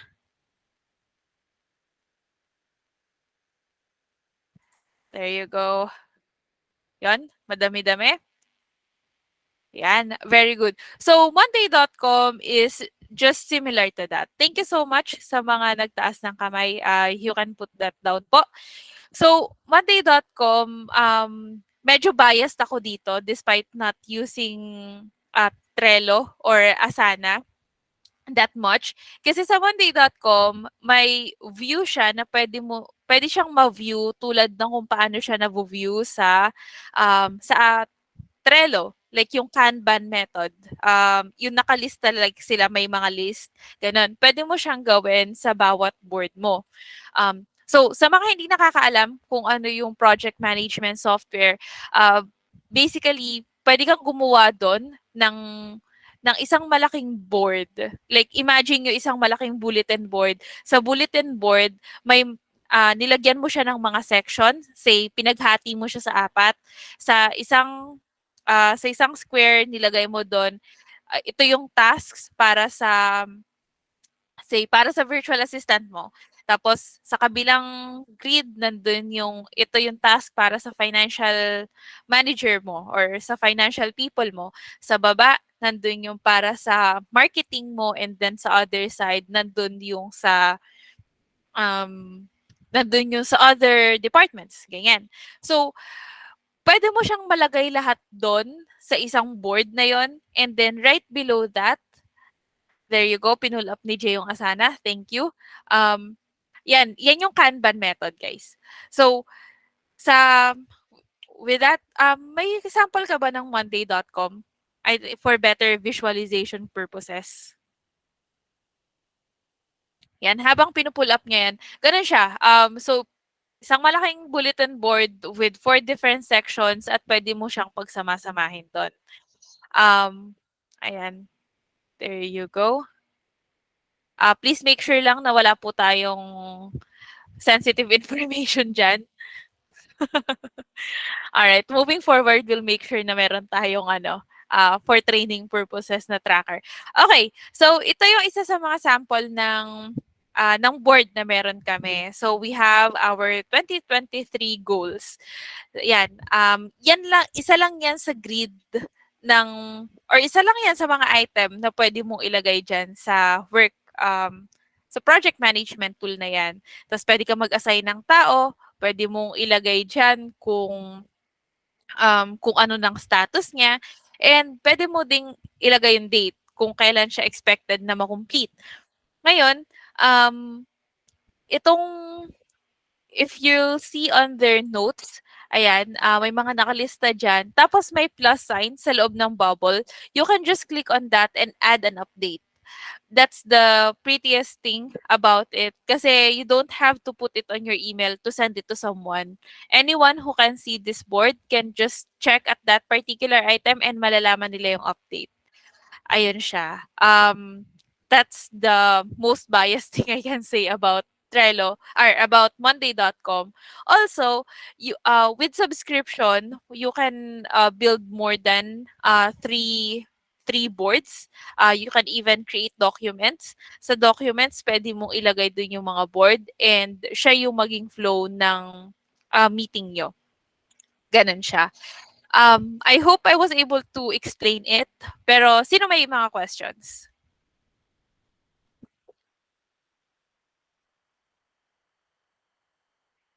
Okay, Kuya Eman, may question ka? I think na, ano lang, about automation, na-discuss ba siya? Hindi. Hindi ko pa dinidiscuss yung automation. That's a complete, I think that's a more, that needs a more in-depth discussion kasi medyo confusing din siya kapag hindi ka familiar sa kanya.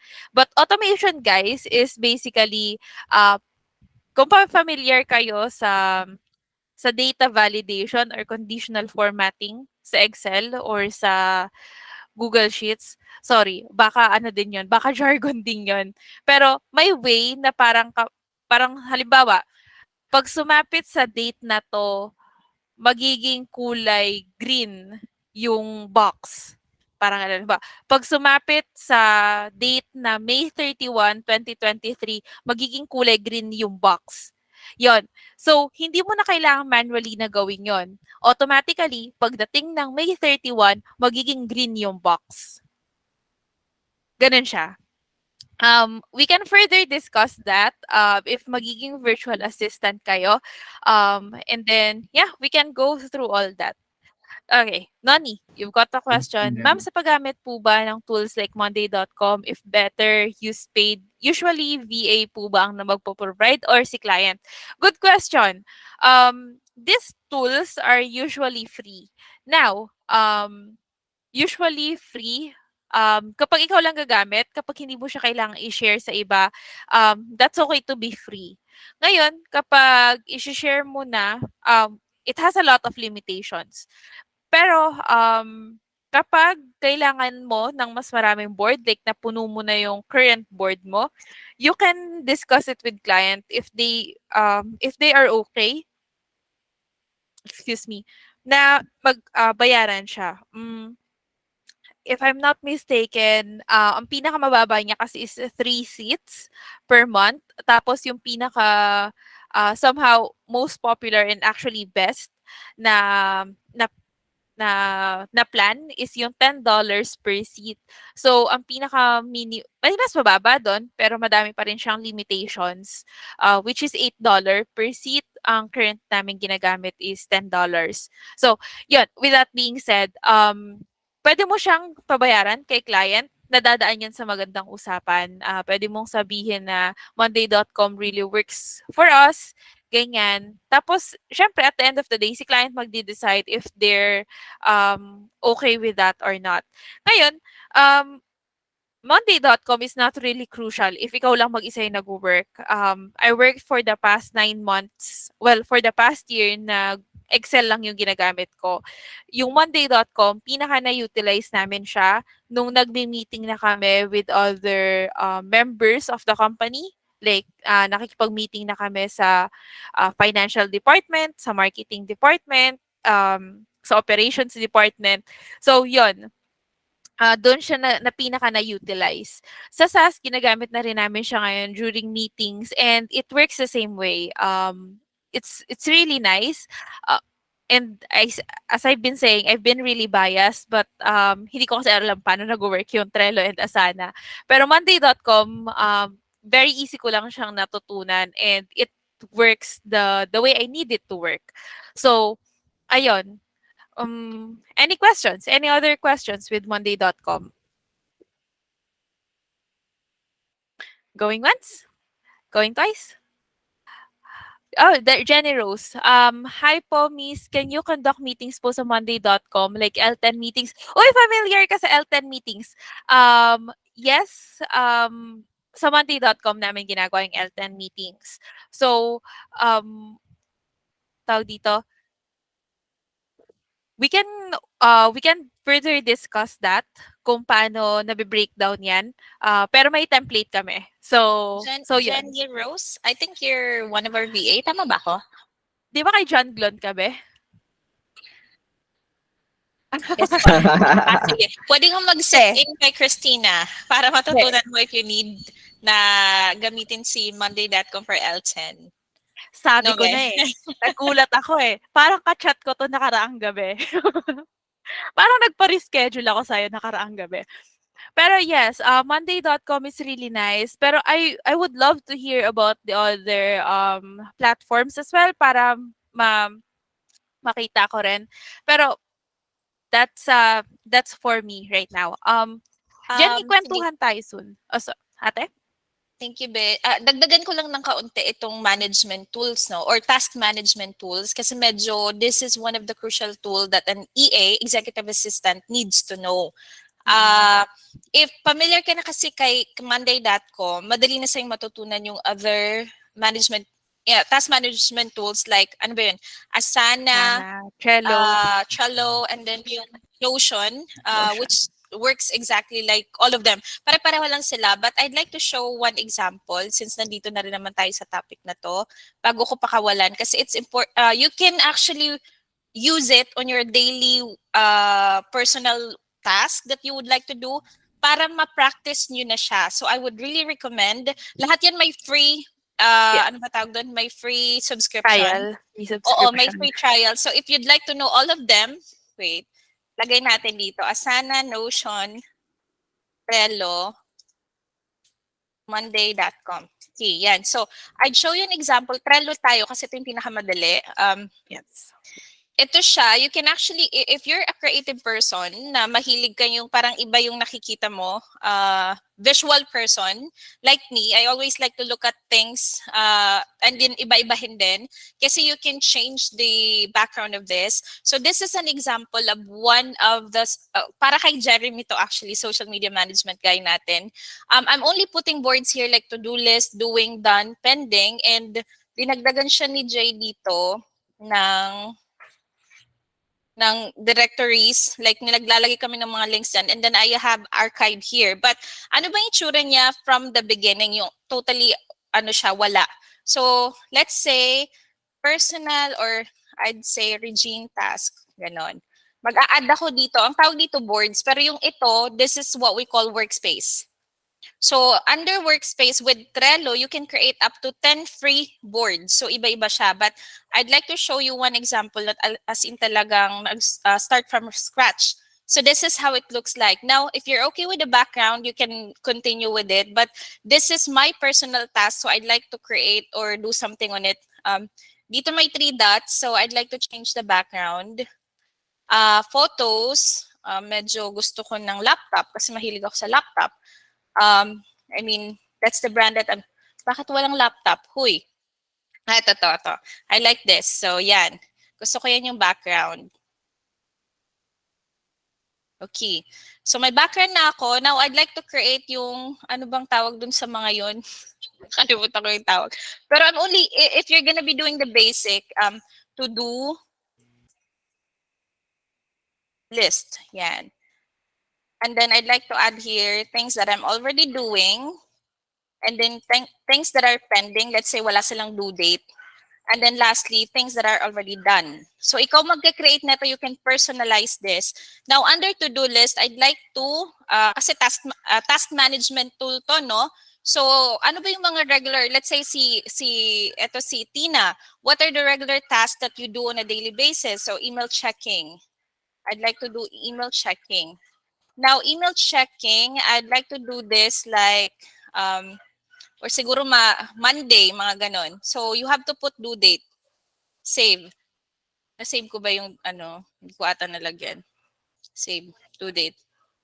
Or, read, yung binabasa ko ngayon, Entrepreneurial Leap na book. Tama ba spelling ko? Mali pa. Okay. Yan. Hindi pa rin. Mali pa rin spelling ko. Okay. Thank you po for correcting. Yan. So, itong book na to na binabasa ko, I'd like to make a due date na dapat matapos ko to by Friday next week. So, kapag itong due date na nilalagay mo is malapit na, magko-color yellow yan, meaning to say tomorrow is already the due date. Now, pag nag-color red na yan, meaning to say it's already due. Ito yung itsura niya kapag may color coding siya. Ito, May 19, so due na to, pero nandito pa rin siya sa doing. So, anong nangyayari? Now, kung mapapansin nyo, this is for you guys. I added a to-do list for Jeremy to create a GC for training attendees next week. May 19 yung due date na nilagay ko for him. Now, inside that task, we can actually talk inside. Nag-uusap kami ni Jeremy dito if he has question kasi pinag-usapan namin, marami na po nag-registered. Paano po ako gagawa ng group chat sa Messenger? Ang dami nila. So, nag-uusap kami dito to make sure na this is already okay. And we decided to send out an email that you guys should join the Facebook group. Now, Jeremy, bakit nandito pa rin sa doing? So, I'll go ahead and create this as done kasi tapos na talaga to. So, dahil clinic ko na siya, color green na siya, meaning to say all good na to. Now, I have to drag it na dito sa done. Etong done pala. Kasi tapos na. Technically, tapos na. So, ganun lang ang task management. And the good thing about this is yung collaboration side wherein if you and the client is working together, the client can add task on your to-do list and then you can drag it down. Halimbawa, newsletter na yung pinapagawa sa'yo. You can drag it here sa doing part and then you can add informations there or details. And then at the same time, parang ito si Jay, naglagay siya dito, katulad nito, naglagay siya ng link for the file kung saan nandun kayo lahat, kayong mga nag-registered. So you can add files, add a lot of things, description here on a specific task that it could be your client or kayo mismo if you're creating tasks for your own self. If you have Google Sheet or Google Word na ginawa, you can put the link here para mas madali niyo siyang puntahan. Right? So this is just mainly task management tool that you and the client can collaborate and ask questions hanggang sa matapos nyo at malagay nyo na siya dito sa done. Ganun lang siya kasimple. Do you have any questions or anything that, that spark interest on your end to use this personally? Parang ganon. Do you have that? May Do you have any question question? si Noni ate kanina. Ah. Sabi niya, Mga tools po ba, can we tell the clients what tools work the same way our mind does, or sila po magde-decide na aaralin na lang po namin? I mentioned it's actually a good question. When I started working as an executive assistant, hindi ito like sobrang familiar for me. I heard this and that pero hindi siya goods, and I personally prefer still to this day yung Google Sheets. Now, there are clients for sure na they have an idea about this, and as a virtual assistant your main goal is to work with their existing system. Okay, and if there's no existing system, dun ka palang magpapasok ng sayo. So you really need to be flexible on this one. Now, if you see na sobrang gulo ng project management system na meron sila, regardless saan man yan, you can always offer alternatives so long na you can prove na that's gonna work better, or that's something you're confidently or you're very confident na magagawa mo siya, and masu-sustain mo siya for a long run. Ayan. Right. Oo. So, ang tama yun, Christina, no? Ang goal is to use the existing tools that the clients are already using. Kaya, ang pinaka-best, if the client asks you during the interview, do you know how to use monday.com? Now, you don't know, but you know how to use Trello. So you can just simply say, no, I haven't used it before. However, I use the same kind of a task management tool, which is Trello. So since they have the same feature, I can, I can go ahead and learn monday.com for you. So something like that. You really have to be a bit wise when it comes to answering the client's question. But again, as long as you know how to use one of these, you don't really have to learn all of them kasi nga hindi naman talaga siya ginagamit lahat ng clients. Sa isa lang din ang ginagamit nila, don't worry. Pero as long as you already know how to use one of them, good ka na. Madali nang matutunan yung the rest. Yes, for sure.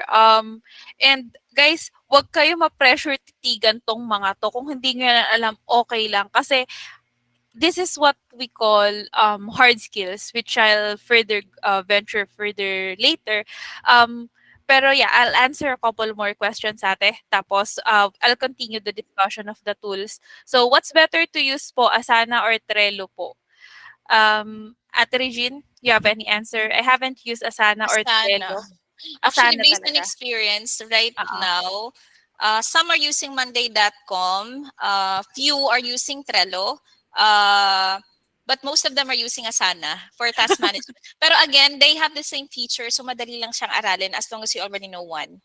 Pero Yes. Asana talaga. That's a good question. Bias ka din sa Asana, ako bias sa monday.com. Pero guys, wag kayo ma-pressure. Mamaya, I'll further discuss or I'll further share mindset regarding that. Next, yun na nga, better, well, I have a better answer pala kung ano yung better to use, Asana or Trello. What's better to use is is either of them na you're confident working on. So kahit mas maganda yung Trello, kung hindi ka confident gamitin yon, Asana will always be better if mas magaling ka doon. Alright, next question. Ano pong cons ng Trello compared sa other tools? Sa lahat po, ano pinaka mare-recommend nyo? As you heard, Nonim, bias kami. Bias si Ate Reg sa Asana. Trello Bias ako ako sa... actually. I haven't used Asana, pero yan Ah. kasi yung mga clients natin mostly yung yung sa parang clients. Oo. sa client side. Pero Trello ako, maki-Trello. Trello. Sorry. Yan, bias siya sa Trello. Ako bias sa monday.com and most of our team. Ayan. Anong cons daw ng Trello, ate? You have any cons? Wala eh. So far, I'm enjoying all the features. Char. Bias talaga kami guys, magpasensya nyo na. Kung ano yung usual namin ginagamit. Pero as long as it makes you productive, as in na ma-manage mo yung time mo because of the task management tool that you're using, you're good to go. Kaya Trello talaga ako. So, Jobel, you're raising your hand bago ako makipag-usap kay Jeriel. Jobel, you're raising your hand. Guys, may option po tayo to talk, no? Opo. May option po to talk. Oo, you can use this anytime. Alright, habang hinihintay natin siya baka tina-try niya pang kolektahin yung thoughts niya. Jeriel, regarding existing system, ano ang widely used? Jeriel, yeah, as we've been telling earlier, bias kami. So, Trello and Monday.com yung sa amin. And these are the two of the, if not most popular or commonly used tools kasi it's really beginner friendly. Ngayon, magulo yung tracker ko. Kaya hindi ko ma-share. Pero I personally, if pag-uusapan natin lahat ng klase ng tools, like even those na hindi talaga for project management, I'll go with, what do you call this, with Excel sheets.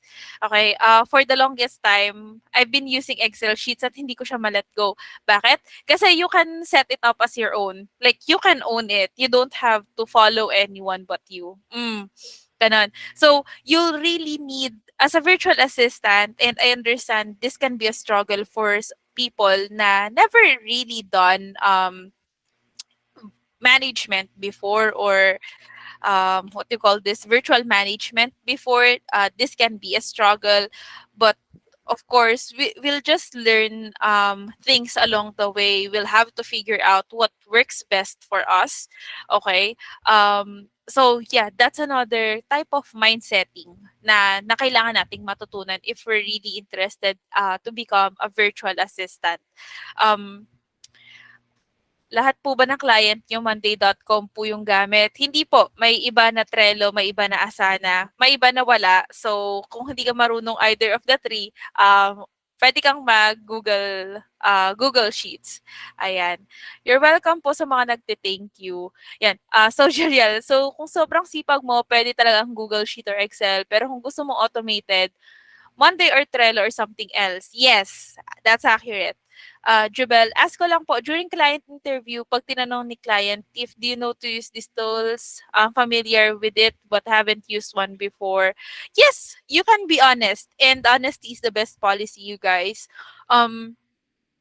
When I started, sabi ko nga, hindi ako marunong neto. Ang unang binanggit ng client sa akin is Rolodex. Kailangan niya ng Rolodex. For the life of me, I don't know what the heck Rolodex is. Apparently, Rolodex is an old type of system ng paglilista ng mga client information, address nila, phone number nila. So, yun lang pala siya. So, saan ako kukuha ng Rolodex? Malay ko doon. Pero, hindi ako, during the interview, I made sure na hindi ako magbabank sa hindi ko alam. I banked on what I know. I know how to speak well in English, to communicate well in English. I know well how to work in a fast-paced environment since nag-events coordinator ako at that time. And I've been in the BPO industry, so I'm familiar with making changes and doing technical support. So all of that, or all of those combined, I think that that made the path that I'm walking on para maging virtual assistant, or at least very good at it based on my client. Ganon. Um, so hindi sa pagmamayabang, guys, pero niloloko ako lagi ni client na he never had that much luck with virtual assistants before. Hindi naman siguro loko yun kasi lagi niyang binibida natin. Sorry, hanggang ngayon medyo naiilang ako, pero gusto kong gamitin to empower you na hindi mo kailangan maging magaling from the get-go. Okay? Dito na papasok yung hard skills at saka yung soft skills. Okay?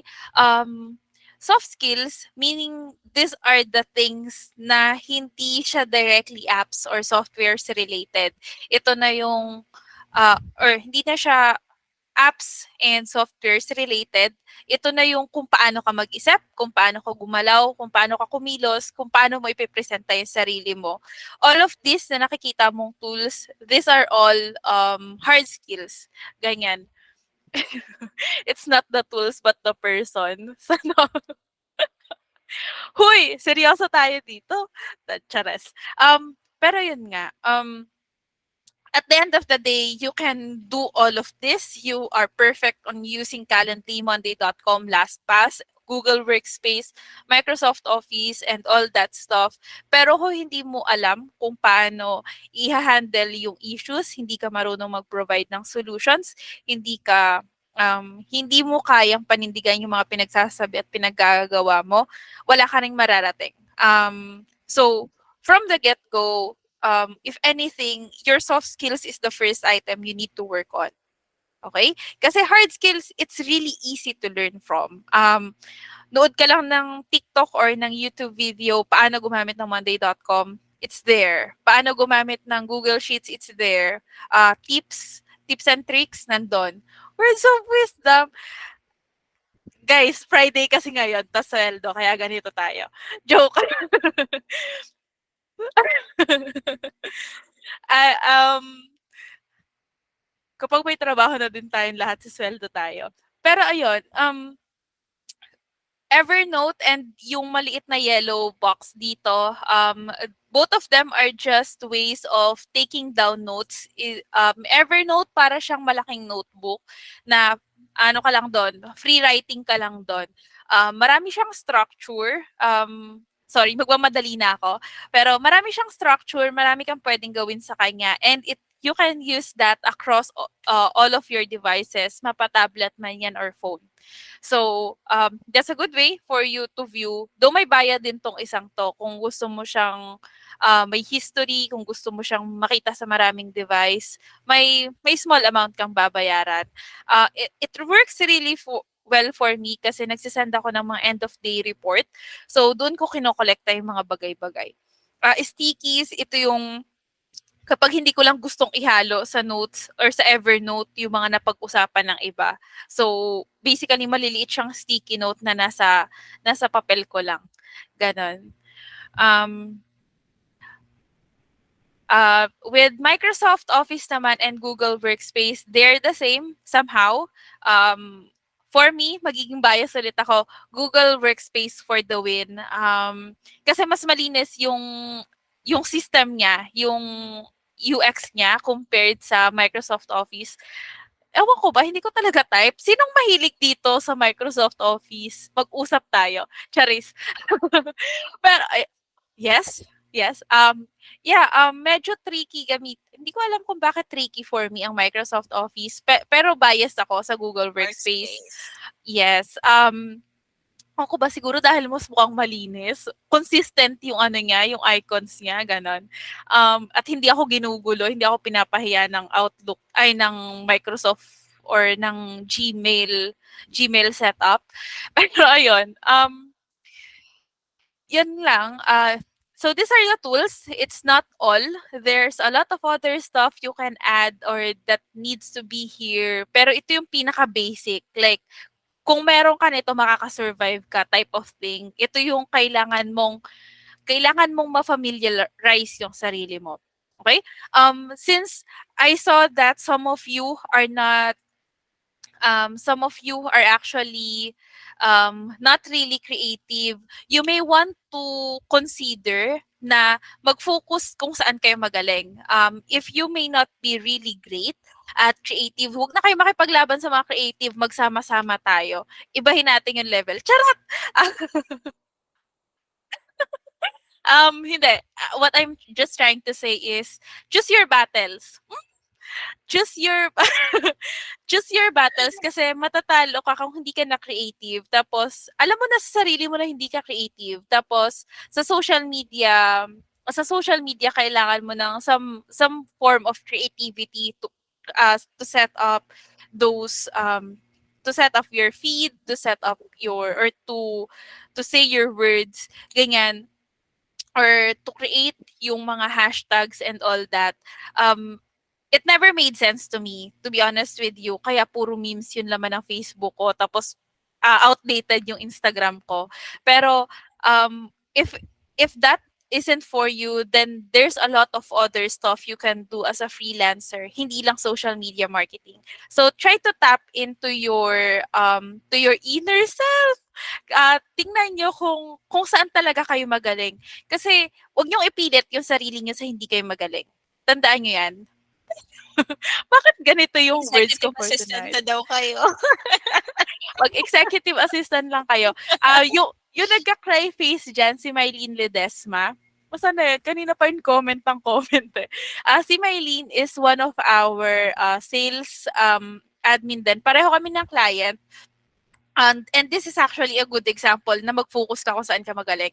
Ako, for the longest time, for the past year, I'm an executive assistant kasi, well, I'm good at what I'm doing, and my skills how I handle this stuff, are really, are something that I'm really good at.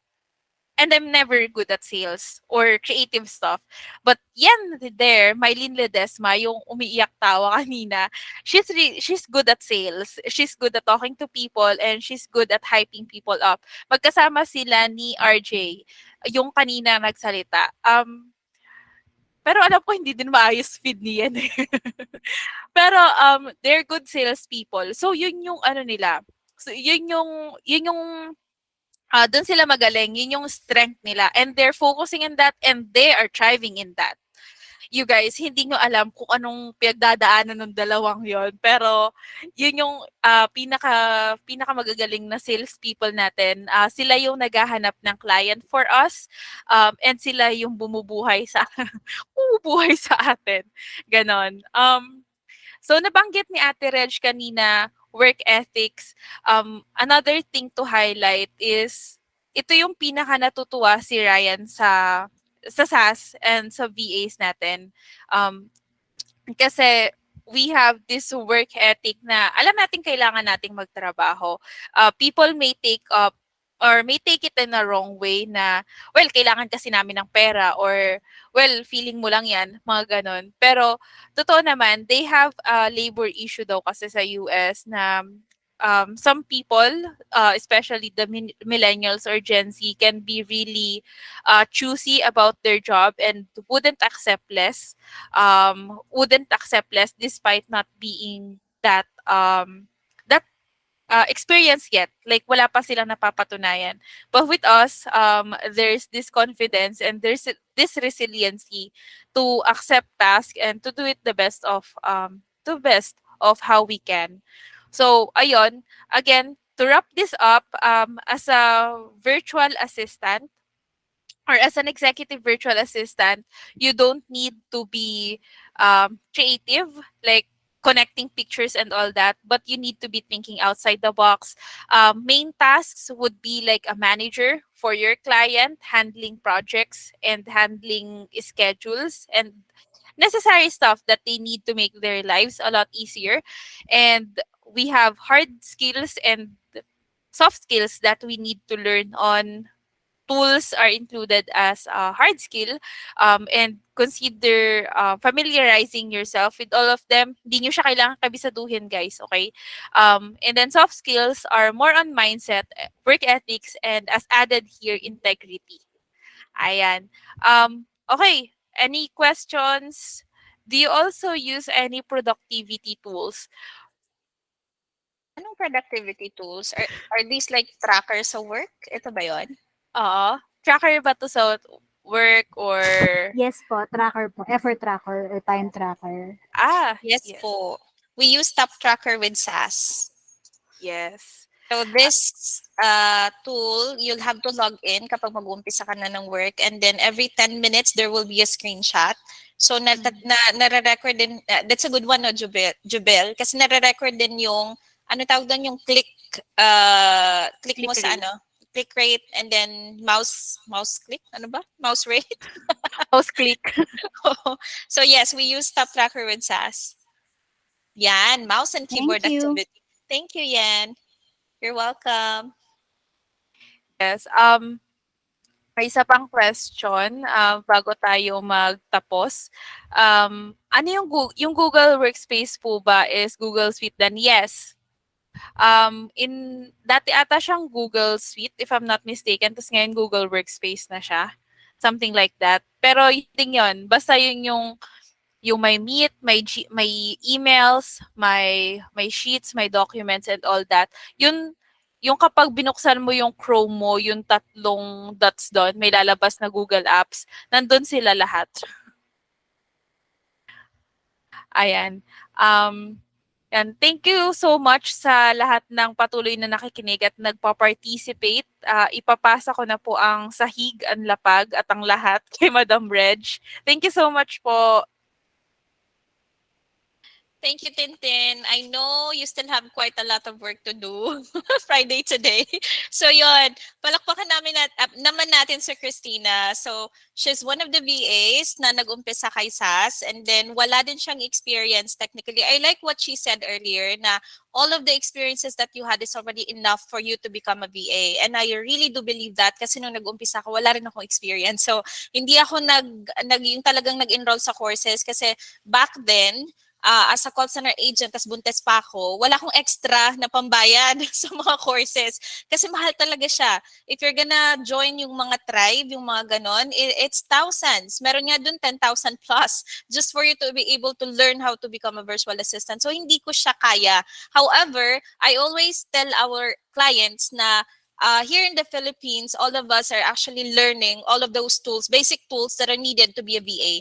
Which is true naman kasi I'm not telling lie kasi nga we already know how to use Microsoft tools. So Excel, Word, all of those are being taught to us even sa school pa lang. So that's what I always tell all of our clients. As long as you know the basic, those ang tawag ko dyan secretarial tools eh. As long as you know how to use that, and of course you know how to use laptop and PC, even if the client is gonna ask you, do you know how to use this tool? I will be honest, no, I don't know. However, as a virtual assistant, my biggest skill is to research, and to learn that tool. We have YouTube, Google, and everything that we have online that I can learn that tool for you. And based on my experience, I am confident that I can do this work. Mga ganun lang. So, you can say no. May nagtanong kasi kanina, what if the client asks kung alam ba natin tong tool? Lagi kong sinasabi sa mga applicants who's gonna be scheduled interview, I always tell them you can be honest. However, don't just simply say no. You have to tell the client what you can do. So as a VA, our main kumbaga BFF natin, si YouTube, si Google, and si ChatGPT. Huwag niyong kakalimutan si ChatGPT. Hopefully, we can learn more about it sa mga susunod na trainings. But yeah, that's it for being an executive virtual assistant. Now, let's move on. We only have until 11, guys. So 7 to 11 ito. However, we're gonna do our best to upskill you. For tonight, we only have 3 actually na prepare. One is the SMM, second si executive assistant, and then third is business development BA or lead generation BA. Now, may nakita ko doon kasi pinost ko na siya sa freelancing.ph group natin, yung YouTube video na ginawa ko, which is how to become a business development BA or lead generation BA.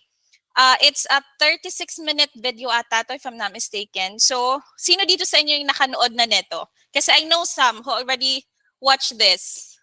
Ayan, naglalabasan na sila. Ni po.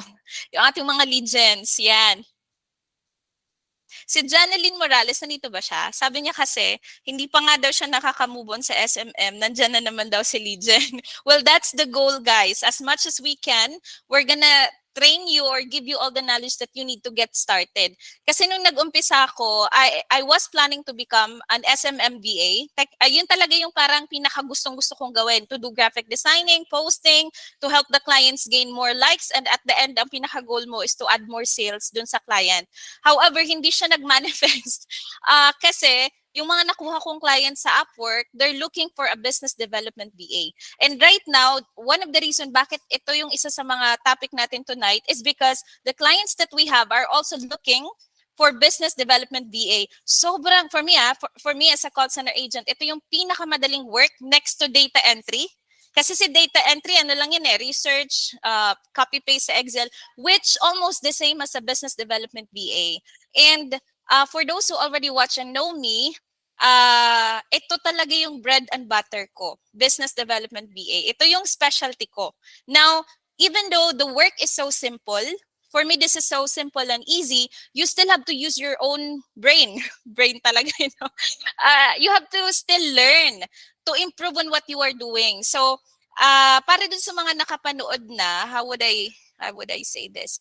Nakalimutan ko, Tin, are you still there? And RJ? RJ and Tin? You have to give task nga pala sa kanila, no? Simple task lang para mai-submit nila sa atin. Actually, kay Jeremy isa-submit. And then once they submit those activity, after, or hindi naman siya tonight papagawin agad, we're gonna give you 1 week to finish it. Once you submit all of the activities or assignment nyo, we're gonna give you yung sinabi ko kanina, certificate of completion. So for RJ, I think it's the VA profile, if I'm not mistaken. Hindi ko sure kung dito pa si RJ. Maybe he's already doing sales. So yun. And Tin, ikaw na bahala sa task na papagawin mo sa kanila on the executive VA side. So yun muna. Going back, sorry, patalasas lang muna. Going back to be a business development PA, okay. Paano ba? Kasi ayoko maging redundant eh. Sino na lang dito yung hindi nakapanood ng YouTube video on how to be a business development BA? Sino na lang? Madami-dami pa pa. Okay. Okay, sige. I'll give a quick presentation and then after this, I'll give you tips on how to pass the interview kasi yun yung gusto ko pagpukosan. And then after ng how to pass the interview, ang pinakahuli natin is si Ken, yung ating head of HR. And then he will be the one to tell you what's next for you to become a SAS VA. Okay? So I'll go ahead and give you a little information about business development.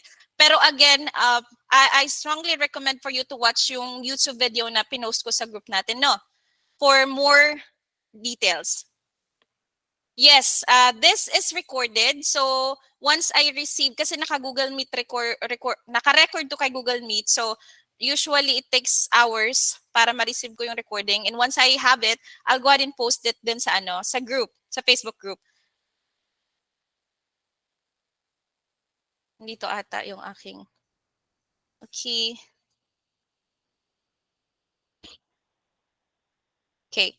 So I'll just present this. I'll see what I can do to make it as fast as I can. But skills and tools that you need to learn for you to become a business development BA. Ayan. So let's know first, ano ba yung business development? So it's the activity of pursuing strategic opportunities for a particular business or organization. So for example, by cultivating partnerships or other commercial relationships or identifying new markets for its product or service. So business development is actually crucial on all businesses, especially all the clients that we're handling. Kahit anong industry pa yan. May they be in marketing industry, outsourcing industry, lalo na sa outsourcing, ginagamit natin yan. Ano pa ba yung mga industries? IT industries, real estate. Ito kasi yung mga industries right now na mga client natin, current client ni SAS. So, business development is crucial in a way na paano nga na ba natin ma-develop ang kanilang business without the business development department. So, one of the activities under business development is what we call lead generation. So, my tagging, my job title when I started as a VA is they call me business development representative.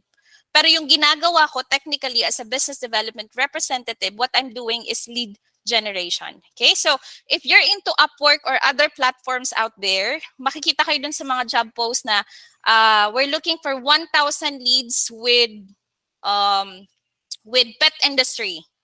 And I'm looking for the president or the owner of those businesses. May mga ganun. Madami kang makikitang job posting na ganun yung hinahanap nila. So, they're looking for leads. Ayan. So, what is lead generation? It's the action or process of identifying and cultivating potential customers for a business products or services. So, ito yung pinaka-ginagawa talaga natin. We're gonna be looking for potential customer for our clients. So, pinaka-biggest example is my own client. I'm working for a marketing agency in the US. They're called Softline Solutions. So, Softline Solution is offering digital marketing to all of the clients or all businesses out there, no matter what the industry is. So pag sinabing digital marketing service yung ino-offer nila, it's broad because they offer website creation, They offer SEO, social media management, email marketing, all of those kind of digital marketing. Yun yung service na ino-offer nila sa mga clients. Now, my work as a lead generation or a business development BA is I'm gonna find those businesses na pwede naming offeran ng digital marketing service. So, ganun lang yung pinaka-work ko. Every day, 8 hours a day, pupunta ako sa Google Sheet or yun yung ginagamit ko. I'm gonna put all the details there ng mga businesses na pwede naming offeran. But the good thing is, if you see yourself and kumbaga skilled ka na sa business development, is you have to ask your client, you have to communicate with your client, ano po ba yung target market natin o yung tinatawag nating buyer's persona, or to be specific, what's our ideal customer profile. So during the interview, if the client, if ikaw interviewin ka for business development role, and the client asks you, what are your questions? So as a BA, na alam mo na ang work mo is lead generation, go ahead and ask the client. So what's your buyer's persona? Ano ba yung mga target niyong kliyente or client or market or whatsoever? The client will tell you, I'm actually looking for, let's say, the health industry. I'm looking for businesses with more than 200 employees. And I'm looking for decision makers in that company. I need their email addresses. To be specific, I need the head of marketing, and I also need the president, the owner, or anyone that's on C level. Pwede na rin yun. So the client will be the one to tell you what they need. All you need to do is ask. Pero you have to know what to ask. Panirang to. Okay, moving forward. So what are the tools? Sorry, hindi ko kayo nakikita. Pero you're free to interrupt me, no? You're free to ask questions. So, if there's anything that's unclear, wag kayong mag-raise ng hand kasi hindi ko kayo nakikita. Hindi kasi si Jay ang nagpa-present ngayon, it's me. So, please make sure to just unmute yourself and tell me your question, ha? You can interrupt me anytime if you have any questions. So, do you have any questions?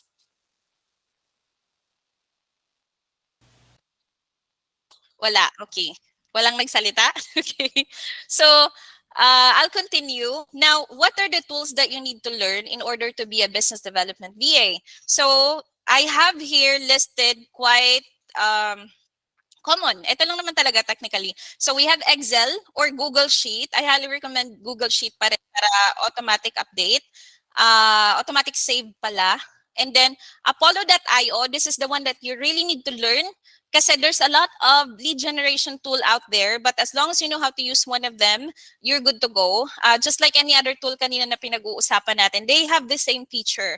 Yun nga lang ang kagandahan with SAS is that we have a subscription with Apollo.io. Free subscription lang actually siya. However, they have given us like 10,000 credits a month, 10,000 emails a month. So, meron tayong ginagamit for them.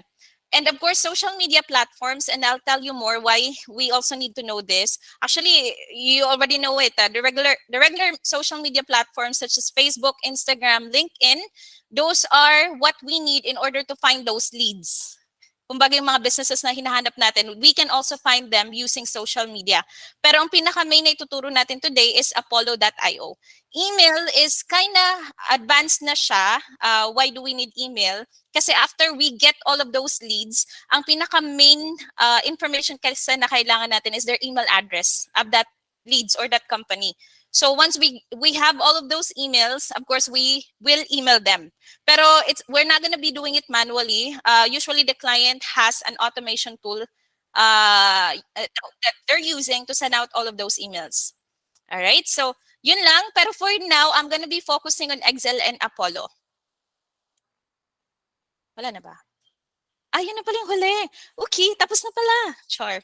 So, before I move on to sample work, because I'm going to show you what Apollo looks like and how to use it.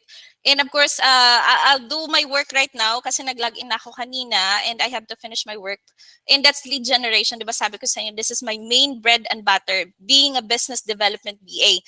And you don't have to know a lot of tools because you only have to know Excel, Google Sheet pala, and Apollo. So, do you have any question before I move forward?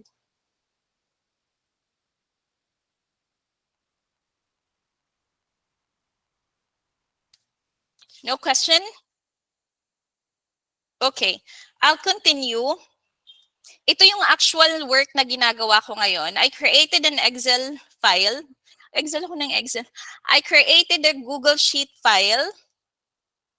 Ito siya, marami siyang tabs. Pero yung main category that the client asked me, this is my daily task actually on an 8-hour work, is the client is asking me to look for leads or businesses in the flooring and home improvement industry, pati sa closet design, kitchen design, bathroom design, businesses na ito yung in-offer. And then lastly is yung e-commerce. So tatlo lang yung pinagpo-focus niya sa akin for now. Napansin niyo naman konti pa lang kasi I only started like last week ulit. Actually, I've been working for them like almost a year na, itong Softline Solutions. It just so happened that we have to create a new leads again. So right now, I'm only working with these three category. Now, I have the category and the client wants me to look for the company name, company URL or the website, industry, and address. And there's a reason why bakit siya nakahiwa-hiwala yung street address, city, state, and zip code. Kasi these files that I'm collecting or information that I'm collecting is I am actually uploading it to a specific tool, yung email tool na nabanggit ko kanina. And it requires na dapat hiwa-hiwala itong address na to. So it's just for that reason. No other reason. And lastly is the decision maker. Ito pa pala, no? Aside from the company information, the other thing that the client wants me to look for is the decision maker. Decision maker will depend on what your client is trying to sell. So in my case, I'm working for a marketing agency. So ang pinaka decision maker is the head of the marketing department then. So maliban doon, kasi this usually works kapag ka small to medium pa lang yung mga businesses eh. I mean, kapag ka medium to large businesses or yung malalakihan na talaga, as long as there's already a head of the marketing department, yun yung pinaka-decision maker natin based on the service that we're trying to provide. What if yung service namin is HR, nag-offer kami ng staffing? Who do you think is the decision maker of the company that we're gonna be looking for? Guys, that's a question. Who would like to answer? Kung ang business ni client is we're offering HR or staffing service to different companies, sino sa tingin nyo yung hahanapin natin na decision maker in that company? Maliban to dun sa mga business owners, president, kasi that's already automatic na decision makers yung mga yon. However, based on the industry or based on the service that we're trying to offer, sino sa tingin niyo yung decision maker in that industry? Sino gusto mong hula? Head of the HR po. Head of the HR, very good. Ganun lang siya kasimple. So whatever it is that we're trying to offer, we have to make sure to look for the right decision maker. So decision maker is a keyword. Kapag business development ka, kailangan alam mo yon. Okay? What if I'm offering, we're offering cybersecurity service? That's the ano ba, service na ino-offer ng client ko. Who's the decision maker? IT manager. Not the manager, but the head Head or of the chief. IT. Oo. So we also have to look at, kasi may mga ano yan job title eh. Kapag sinabing manager lang, minsan mababa lang yon. Or kapag IT lang, yung mga ganun IT agent or something. So you have to look for who's the highest, ano pa din, sa department na yon. Highest position. Okay? So that's our decision maker. Now, in my case right now, ito yung tinatrabaho ko, the decision maker, as you can see, kasi the client wants me to look for 2 decision makers in each company. Yun lagi yung rule. At least 2 sa kada company. Kasi kung hindi man makita nung isa, meron pang isang titingin ng email ko. So, pag more than 3, hindi na siya maganda kasi you're gonna be sending the same email to all of them in one company. Tapos, madami silang masindan. What do you think they will think? Especially we're trying to personalize our email. So, ang pinaka rule of thumb when it comes to business development is to look for at least 2 to 3, maximum na yung 3. Depende pa rin sa client nyo. But at least 2 lang na decision maker. So in my case, ito si company name, or this is the company leads that I was able to get, si Fresh Prints. And I was able to find 2 decision maker, which are the CEO or the co-founder and then the co-president or the owner itself. Ito naka-base siya, ang dami nito. 860 ang number of employees. For sure, hindi ako naghanap nito. Biglang inano, no? Kasi Noki is working for me. He's actually one of my BA na siya yung pinapatrabaho ko ng lead gen. And ito yung mga bagay na namimiss ko na hindi ko natuturo sa kanya. So, if the number of employees is already 860 and above, tingin nyo ba magre-reply pa tong CEO and co-president sa email natin, which currently we're offering marketing service? So I don't think that's the case. We need to make sure na yung head ng marketing agency yung hahanapin natin. Wag na nating hanapin si CEO kasi nga 860 employees yan. Hindi na niya papansinin mostly yung email mo. So that's the reason why we have the word decision maker, because as a skilled business development BA, you need to know who to look for. Who is the right lead sa isang company. Ito 1,900 yung number of employees, sobrang laki na ng business na to. But the good thing is, aside from the president, tama ba? Oh, tama. Aside from the president, nandito si marketing associate. Yun nga lang, associate lang to, hindi siya yung head ng marketing. So, it depends pa rin naman kay Apollo kasi minsan wala ka ng iba talagang makikita sa Apollo kundi yung marketing associate lang, though hindi siya yung head. Now, ito yung Google Sheet ko and this is where I put all of the leads. I also put other notes here wherein this is just all about the company, details about the company. And itong mga tong information na to, you have to talk to your client, especially on the first day. Client, what is it that you want me to look for? Are these necessary for me to look for the company name?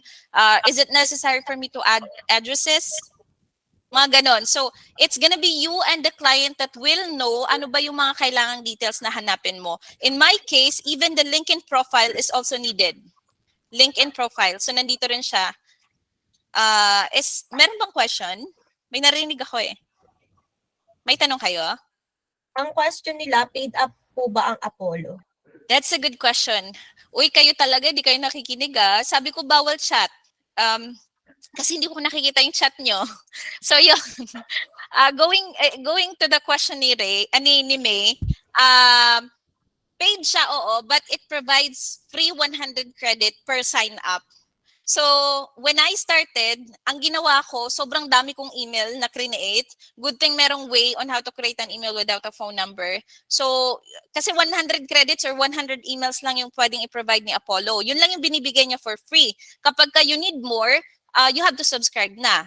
Pero it means to say na yung 100 na yun, you can already play with it. You can already sign up to Apollo, check kung ano ba yung doon, and learn how to use Apollo with just 100 credit.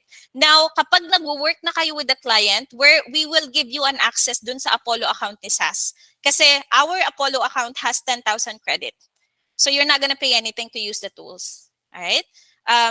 Is there any other question? Harvested details po ba yung sa Apollo? Ano yun, sorry? Harvested details po ba yung sa Apollo? Harvested? I'd say yes. Pero if you're gonna, yes, oo. They have their own way on how to gather this information. Mostly kung anong available sa LinkedIn, nandito din siya sa Apollo. Yun nga lang, sa LinkedIn kasi, hindi mo makikita yung email address nila. You need to have Apollo in order to get their email address. Now, if you're gonna ask me sa accuracy ng information, I'd say 90%. So 90% means 10% ng mga email addresses nila are invalid or no longer active or no longer updated. Pero at least you have 90% that's accurate. Kaya if you are a business development BA, I highly recommend that you have to talk to your client to look for a tool to clean up the emails. So with me, or in my case, the client asked me to use Never Bounce. So Never Bounce is a tool kung saan ina-upload ko yung mga leads ko, especially yung email. And that's where I put all of, and that's the one that will tell me if Never Bounce ba? Zero Bounce. Nalilito ako sa dalawa. Let me check. Zero Bounce pala yung gamit ko. So ito yung tool na ginagamit ko to clean up the email kasi di ba 90% lang si Apollo, accurate yung email address. So I need to have a tool like this para ma-lessen or mabawasan yung 10% na bounce rate na invalid email. So ito si Zero Bounce, though ito hindi siya magbibigay ng 100% result pa din, pero at least that will lower down the 10% bounce rate to at least within 3 to 5% bounce rate. Ganun ang ginagawa niya. So this is how, or this is Zero Bounce, and this is how it looks like. So dito ko nilalagay yung itong validate. This is where you add a list, validate new list. And whatever is it that you have, ito, kunwari ito yung sheet, pero syempre di ko gagawin yung kasi may credit lang to. I have 80,000 credit for this or 80,000 email and the client is paying for this. So mostly as a VA, you're not really gonna use any tools na nababayaran nyo on your own. No. Mostly it's the client that will provide all of the tools except for Apollo kasi ito yung isa sa mga winning reason kung bakit sila nagsa-sign up sa atin kasi we already have this tool. Okay? So we're good with that. Now let's talk about Apollo. Or do you have any other question? Ma'am, hello ma'am. Yes po. Ma'am, aside from finding leads, do you also do cold calling? No, I don't. Ako. Hindi ako mula nung nag-resign ako as call center, I never did any calls for clients except for SAS. Kasi nung nag-uumpisa si SAS, I have to do client calls. Ako yung nagde-discovery call and nag-close ng clients. That's when we started. But right now, I already have Mylene and Ralph with SAS who's doing client calls. Pero with your question, that's actually a good one kasi Apollo is also a tool that can be used to cold call. For cold calling. So for those who already have an experience. However, I'm not using this tool to cold call kasi ginagamit ko lang talaga siya for leads. Mostly for B2B leads or tinatawag na business to business leads. But me, ako mismo, no, I haven't done cold calling. Any other question?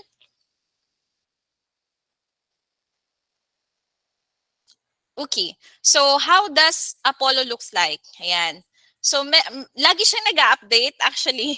Ito may bago na naman siyang update. Ito yung home niya. Iba dati yung itsura niya. So once you sign up, idadirect ka niya sa homepage. Now I usually go to search and it's either people or company kapag nagse-search ka. If you're specific for specific people or decision maker, go for people. But on my end, I'm actually using companies. Kasi sabi ni client ko, look for e-commerce businesses and they should have 100 employees and above and it should be just in the US. So based on what the client tell you, ito naman yung gagamitin yung filter. So sabi ni client, dapat nasa US lang daw. So I'll filter it out in US, but you can actually be specific with this.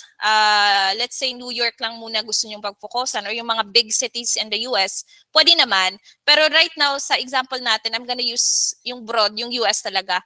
And the number of employees, sabi ni client, should be 100 and above. You can click all of these, kaya lang kasi mas maganda isa-isahin mo para yung leads mo nare-refresh. So I'll go with 100 to 200 for now. And then, industry. So, sabi ni client, e-commerce. So, pag sinabing e-commerce, medyo broad siya kasi it can be different industry. Pero e-commerce means to say anything na business na nag-offer ng shipping, nagbebenta ng kahit na ano, but there's an shipping option that's e-commerce. So, in the past few days, ang hinahanapan ko lang muna for now is apparel and fashion. Let me go there. Yan, apparel and fashion. So, yan muna yung industry. Okay, so based on this, I have all of these businesses. Right now, binigyan niya ako ng 410 or 446 companies. Okay? So, ang ginagawa ko, nag-open ako ng isa pang Apollo. Ayoko kasing mawala yung search. Usually kasi pag ito na yung nahanap mo and then may napindot ka dyan, pag nag-back ka, mare-refresh ito, mawawala yung progress mo.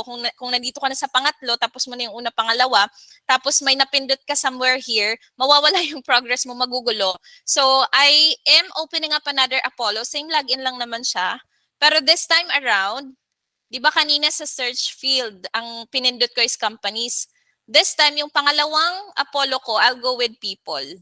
Ito na yung specific decision maker. Now, ito naman, wala na akong ibang pinipindot maliban lang sa company. At ito yung search field. This one, nung nag-umpisa ako, ginagamit ko is business name. Kaya lang pag ginamit mo si business name, like itong Amazon, may Amazon pa dito, marami siyang kapangalan. So, to be more, accurate, use their website, the company website. So, dito tayo. This is the link for the company's website. So, pinipindot ko yan. Right-click para hindi ko mawala yung progress. And I'm also opening their LinkedIn. Kailangan ko kasi yun. And this is my lead. So, ito na yung usual kong ginagawa everyday. So, what I'm doing is I have to copy the name and then I'll do Control H para lang ma-make sure ko na wala pa siya dito. O ayan, smart wool, nandito na siya. So, automatic hindi ko na siya ilalagay. So, I'll go with the next lead. Let's see, sana pala rin tayo. So, si Adrian, tingin ko nandito na rin to. Kunin natin ang LinkedIn.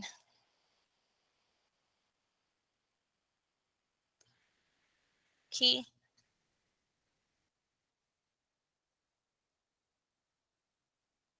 Sabi na nandito na rin. Pero wait lang. Itong ginagawa ko mano-mano to, no? Control H. However, recently, kasi nag-upgrade talaga yung knowledge mo along the way. Okay lang, this is the basic. Along the way, meron kaming client right now, si Derek, wherein meron siyang formula dito sa Google Sheet na meron siyang tab dito. May additional tab siya na kapag dito mo pinaste yung name, makikita mong may duplicate siya dun sa other. It's really a good formula na hindi ko alam kung paano ginawa. Pero we can copy the formula actually. Yun yung ginagawa ni Ray ngayon with resume. Binigay niya yung formula na yun para mas madali, ma-avoid yung duplicate. Now, pero for now, let's use Control H. Yun yung pinaka-basic. Napansin niyo, hindi ako nagko-Control F, no? Kasi there's a lot of tabs. So kung magko-Control F ka, pupuntahan mo isa-isa yung tab. However, if you do Control H, no need to go to all of those tab. Automatic mariread na niya yung lahat ng tab na nandito sa same file. Now, let's continue. Conditional formatting yan. Ano? Conditional formatting. Yung kay Derek ba yun? Yes, conditional formatting. Oh, yun. So, that's another, nalaman lang namin lately. So, continue natin. Hopefully, makakita tayo. Ay, hindi, alam ko na. Papalitan ko tong location. Let's be specific. Kasi for sure, ito na yung ginagamit na filter ni Noki. Kaya maraming duplicate. So, I'll use California muna for now.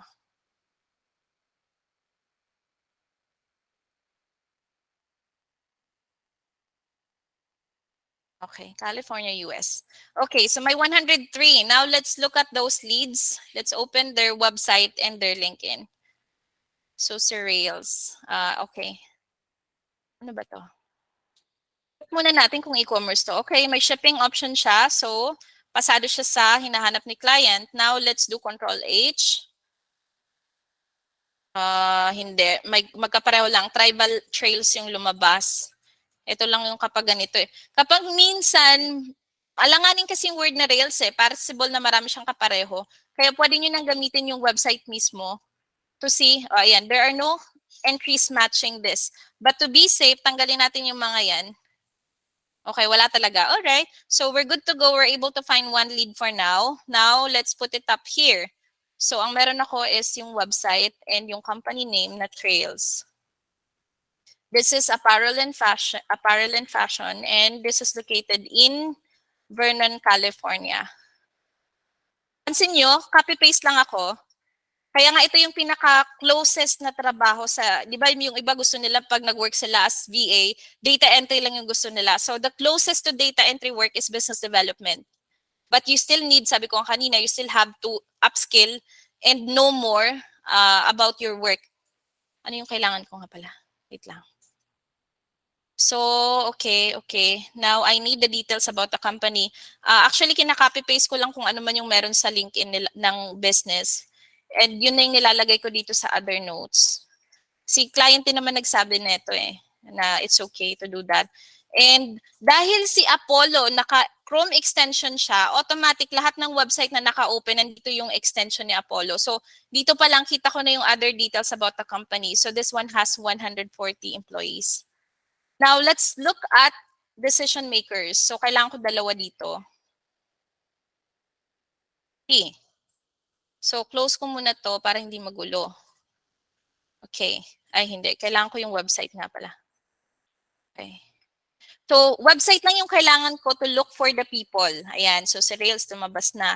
Now, there's 120. Yung isa pala nandito na kanina. Ay, hindi dito. Ay, hindi nga. Iba nga pala yung ginawa ko. Okay. So, mula dito, ayan si founder. Number 1, decision maker. Now, let's look for marketing head. If wala tayong masyadong makita, ito vice president ng e-commerce, pwede yan. Pero, normally, I'm opening up more kasi yung iba dyan walang email address. So, I'm gonna look for other Chief Operating Officer. Pwede na rin, C-level, Chief Operating Officer. So, let me check. Minsan kasi yung LinkedIn nila, it's not updated. Plus, you also have to check their experience if nakalagay silang present. Kasi minsan hindi ganun ka-updated agad-agad si Apollo. So, minsan nakalagay dito na nag-end na pala yung work nila with Rails, with this company. So, you have to check their LinkedIn just to make sure that they're still working for this company. So, we have VP of e-commerce. Ito, full-time. Still working presently. Ito, siya yung founder na sinasabi, pero if you're gonna look at the link, hindi siya updated. So mahirap mag-rely sa ganito. So kahit siya yung founder, hindi ko siya pipiliin. I'm gonna choose these two. Kasi mas updated yung kanilang LinkedIn. I can say na mas okay, mas ano kumbaga yung kanilang information. So from here, I'm just gonna copy paste. Though we have other way actually, we can add these leads to a specific list and then hindi natin iisa-isahin na ganito, but medyo advanced na yun. So I'm not gonna teach you how to do it for now. Pero I think naturo ko siya dun sa video ko sa YouTube. Ganun lang, copy paste all the details that you need. LinkedIn, the job title, Vice President ng e-commerce to. Oops. Liligaw ako. Okay, I have my first lead. Now, tapos na si Ashley, so I'll go with Chris. Kailangan ko yung kanya. And you always have to click yung view email address, no? Para makuha niyo yung email address ni lead.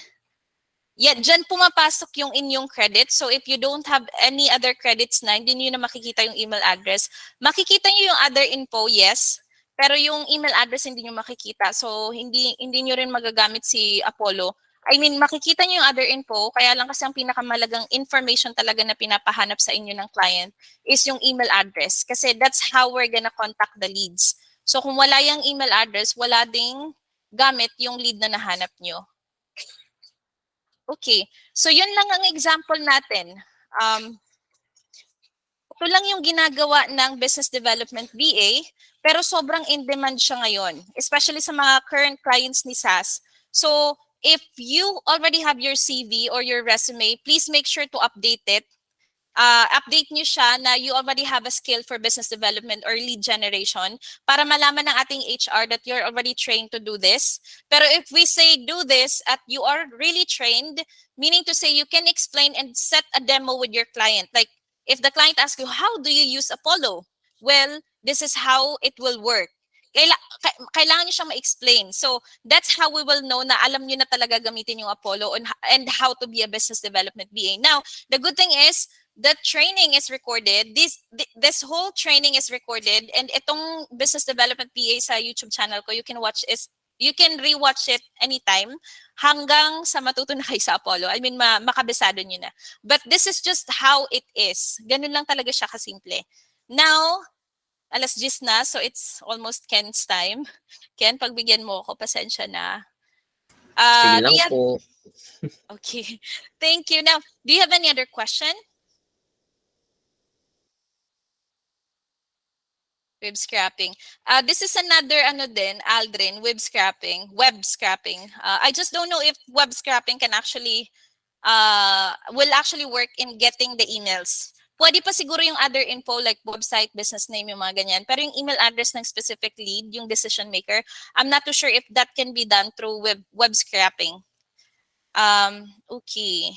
Yun. So, that's it for business development. Now, do you have any other question before we move on? Can I request, I'd like to take a picture of all of you guys. Can you open up your cameras?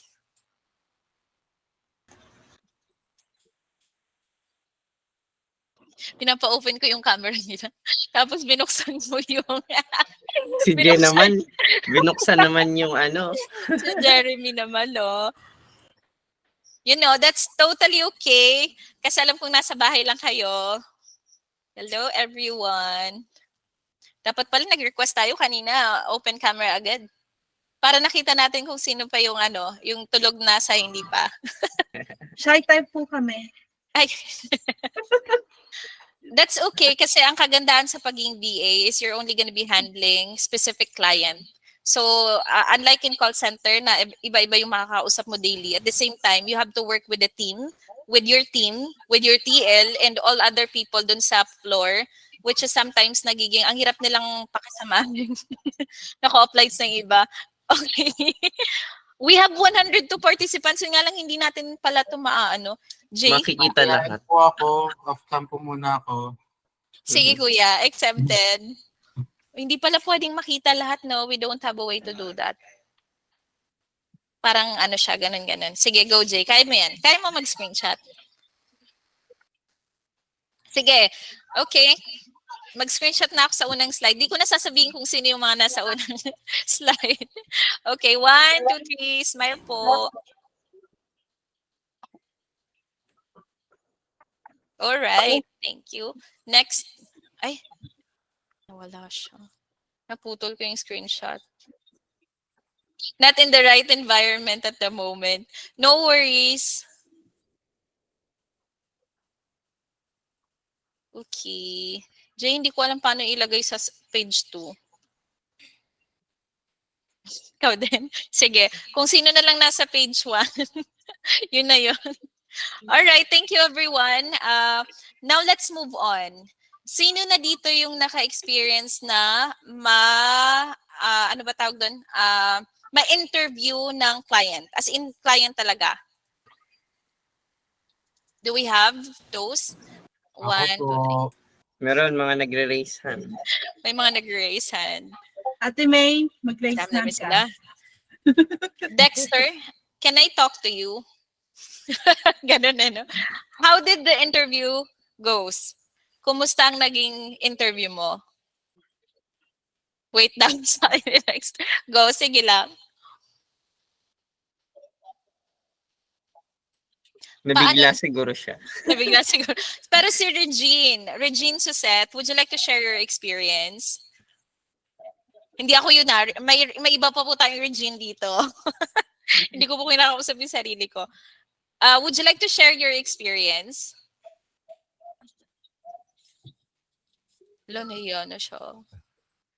Guys, Ayan ang na daming talaga. nakataas na screenshot ko yung mga nagtaas ng kamay kanina. So may ebidensya ako. Ay, si Dexter mukhang ready na. Go, Dexter. Rinig niyo ako? Yes. Yeah. Yes. Qualified ba yung in-interview direct client pero hindi sa VA work? Yeah, that would do. Kasi nag-join ako dito hoping sa VA na graphic design. So yun. Ooh. So yung client usually direct talaga kakausapin ka. When it comes to yung for example like in my case most na nagpapagawa sa akin is illustration like manga, comics, technical illustration, ganun. So, diretso talaga yung client kasi marami silang details like anong style gusto mo, ilang pages ba, may kulay, yan. So, may mga rate per page. So, usually, malakas tayo mga Filipino graphic artists sa mga ibang bansa eh. Mas sa local, walang bilib. Walang bilib mga kapwa Pinoy sa mga artist natin dito. Mas sikat tayo sa ibang bansa. Masasalan yung mga mata ng mga Pinoy pag kapwa Pinoy. Malait tayo sa sarili natin. That's the reason why yung ano mo pala profile picture is like that. So that answers it. Yes. Thank you, Dexter. Is this an international client? What do you call that? Manga and comics, yes. Oh, that's great. So yung sa'yo kasi more on specific talaga. So the client is going to ask you specific question. Yes. So yun talaga yun. Okay. Thank you, Dexter. How did it go? Were you able to get the work? Yes. Galing. I think yung key dito is yung quality of work. So it doesn't matter if you're very good in English, yung results ang nakikita. So if you're masipag, yun yung key. Na masipag. Tama. That's why tama yung advices nyo kanina. You have to be there on time. Pag in-expect kang pumasok, you have to. Pasensya na, marami yung aso. Yun. So so tama yung mga nabibigay nyo advices kanina. Dapat pag hiningi nilang papasok ka, you should not be late. Yan. Ganon din sa, hindi nagbabago yan kahit sa business. Yun ang napansin ko. Totoo, you can't go far if ikaw masyado yung work ethic ay wala. I mean, Yeah. mahilig kang Dapat consistent. umabsent. Totoo. Yeah, Totoo. consistency is the key. Yes, consistency and work ethic is the key, Yes. especially with our type of work. We're only assisting our clients virtually. So number one is integrity and work ethic. Nakalimutan natin yung integrity kasi nga virtual lang tayo, di ba? Yes. So the client doesn't know if we are really working or not. But I like what you said, Dexter, no, that you have to show yung result. Kasi Yes. with your type of niche, graphic ka, you have to have a portfolio to show the client that here are the work that I already did, and based on this, I think I can create more for you based on your branding or anything like that. So, guys, for those that are aspiring SMMs, you have to have a portfolio. Portfolio is a sample work, so you have to create one as early as now. It doesn't have to be the examples are you already work with the client. No, even the things that you did personally, like nag-create ka ng wedding invitation, nag-create ka ng business card using Canva, nag-create ka ng poster for your school or for your church, mga ganon. Those are already sample work that you can add on your portfolio. Pag samasamahin nyo lang yung mga sample work.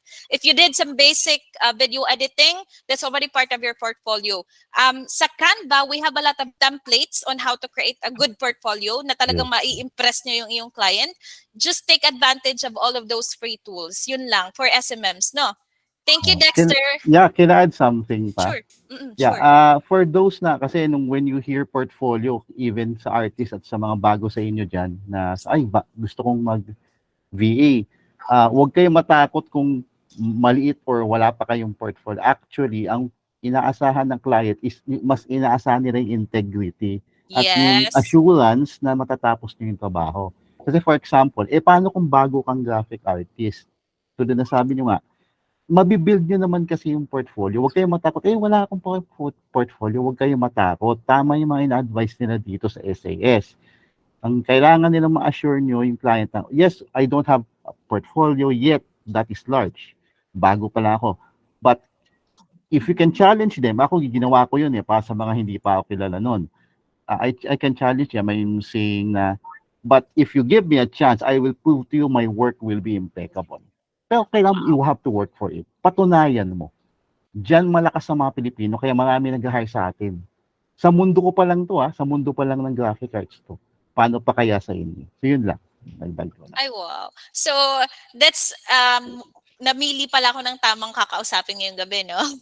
Thank you, Dexter, for sharing your experience. And that's really true. That's really true. We have a graphic artist on our midst right now. And the way he started just like any of us. Walang experience, walang portfolio. All you need is your determination na talagang gusto ko tong career na to. I'd like to take this career, but I have to do my best to make it out there. Yes. So may nakita ko dito kanina, yung about sa upskilled nga daw. Saan ba yung sinabi niya? Upskill. Consistency to upskill. Ligwak kapag hindi ka upskilled. Yan. Yun yung mga term eh. Kasi this is very true. Sobrang ganda ng trabaho ng pagiging VA or freelancer. Kasi pag sinabing freelancer, madami yan. Tingnan nyo si Dexter. He's into graphic designing. So it's really very broad. However, it's still freelancing. Pero kung ikaw yung tipo na tamad kang matuto, tamad kang mag-upskill, magdagdag ng mga niches and skill on your portfolio or your CV, sa sobrang dami na ring competition out there, you have to have your own motivation that I really would like to be in this kind of industry. I'd like to set a career. Now, this goes directly to our next topic. Last topic na to, I'll give you tips on how to pass interviews, common questions that are being asked during the interview, what to prepare, and then after neto si Ken na yung magde-discuss on how to be part of SAS. Ayan, so nagising na po ang ating SMM person na nakatulog na pala sa aking gilid. Tinulugan mo ako dyan sa mom. So, okay. Let's continue. Interview preparation and tips. Actually, guys, these are just really basic tips that I'll be giving to you tonight. The only thing is, are you gonna do it or not? Kasi the problem is, we're telling you all of these tips. And to be honest with you, sa lahat ng mga freelancing groups out there, sobrang dami nilang binibigay na freebies. It's just up to you how you're gonna learn it, and ang pinaka-end, how are you gonna apply it. Alright? So let's continue. First, may tatlo lang na bagay ako na i-discuss before Ken. So first is you have to prepare yourself. Preparation is the key. Camera, proper clothes, and good background. So we're working virtually, pero during the what you call that, this yung mismong interview, you have to make sure to set naman yung magandang ano naman kay client kasi first time yung mag-uusap. So you have to ensure that you have good camera. Bakit? Kasi one of the questions that our clients internationally is asking, kumusta sa Pilipinas? Maganda ba yung internet service nila? Di ba maraming bagyo doon? Di ba ganito ganyan? Third world yan. I don't think they have good internet service. Is it really reliable? So those are one of the questions that the clients has in their mind. So having a good camera, yung lalo na yung malinaw, is already a good example that you're telling the client, hey, I have a good internet service. This is how it looks like if you have a good internet service. Alright? So, syempre, hindi lamang camera. You have to prepare yourself. Kung mapapansin nyo, even those posts that I am creating, I always make sure to look good on camera, to dress well on camera. Why? Because I'm gonna tell the client that this is how I am working. I am professional, not just the way that I'm speaking, but the way that I'm dressing, and above all, the way that I am presenting myself. So that's one key, especially if you're presenting yourself as an executive assistant or general VA, you have to set an example that this is how professional I am. Simple lang to, guys. These are already being taught kahit saan, the way that you're presenting yourself during interviews. However, if you're gonna ask us, especially Kenneth, tanungin mo si Kenneth, ilan ba yung na-interview mo na naka-t-shirt lang? Ilan ba yung in-interview mo na parang nasa kanto, na ganito ganyan? Kenneth, how many is the percentage? 80% or 90%? Sobrang taas. Around 80 to 80+%. Yeah. See, yung iba pa nga, yung tipong sinet naman natin in advance yung schedule, pero yung gamit nila is camera sa phone tapos lakad ng lakad. Though meron namang schedule. So what happened? It only tells us that you did not prepare. Okay? So this is really important in the freelancing or the virtual assistant world on how you present yourself to the clients, especially this is the first time that we're going to be talking to you. This is the first time that you're going to be presenting yourself. So that's it. Yun lang yung unang punto. Prepare yourself, have a good camera, proper clothes, and good background. So in case you don't have a good background, just like what Kenneth is using right now, you can actually use itong backgrounds na meron kay Google Meet or even Zoom. You can also, ano bang tawag din, yung in-edit or na-change mo yung background mo to make it look like professional. Hindi makita na andun yung mga sinampay sa likod, di ba? So, andun yung nanay ko nagluluto sa likod. So, those are the things that we can prevent as long as that we know how to use the tools. Number one tip lang yan, guys. But please, make sure na you follow it kasi dyan kami nakatingin. Tingnan nyo, 80% of the applicants are not really being prepared na kahit nasa bahay lang is this is still an interview, but at the same time hindi pa rin sila nagpe-prepare. So yun lang. So that's why I mentioned this because this is really important. Second tip na nakakalimutan pa rin mostly ng lahat ng ini-interview, you have to research on your client, guys. This is really important. As much as possible with SAS, we already provide in advance yung information ng client. Kasi, syempre, we are the one who's looking for the client. Nasa amin yung portfolio ni client, yung name niya, yung website niya, yung business niya, yung ganito, ganyan. So, what we are doing is that we are giving you those information in advance. Tapos, nakakahiya, yung time na nandun ka na. Kasi, syempre, we're gonna be with you during the interview, no? Just like what I am doing with the others. Andun si client, andun ka. Hey client, this is Kenneth. He's actually one of the VAs that you chose based on his CV, and I'm glad to let you interview him right now. I'll just be here. Anything that you might be needing or questions, I'll just be here. But I'm gonna give it to you and Kenneth so you can talk to him personally. So that's what is usually happening. Now, if the client asks you, what's my business, or did you do a little bit research about me? Nakakahiya kapag na hindi mo hindi ka man lang nag-research ng kaunti. And then you tried na parang isipin na, ano nga bang business na tong client na to? But you are applying for that client. At to tell you honestly, this happened several times. So guys, if we're really up to be a professional virtual assistant, you have to set an example sa ano pa lang, sa interview pa lang. So yun lang naman, research about the client. B, kumbaga nagpapabida ka, why? This is an interview, di ba? So you're trying to get the work. So you have to do your best and prepare in advance, research about the client para madali na sa inyo sumagot. And lastly, answer with your skills and what is it for the client. So, ito naman yung mostly din, isa din sa mga nakakalimutan ng mga VAs, no? Kapag tinatanong sila ng kliyente, most of the time, they're telling details just about them, all about them. They're forgetting that they're actually going to be here trying to get a work for this client's business. So you have to make sure that all of the answers that you have, you're going to tell something about yourself, but you're going to be ending dun sa side na the experience that I have, actually, I do believe that I can contribute or I can do the work in your business because of my experience, something like that. So let's give an example. Naglagay ba ako ng sample FAQs? Inaantok na po ang ating Jay. Kaya pa? So yan. Bakit tayo sa analytics? Parating tayo. Okay, so yan. All right, that's okay. So, ba't bumabalik tayo sa analytics?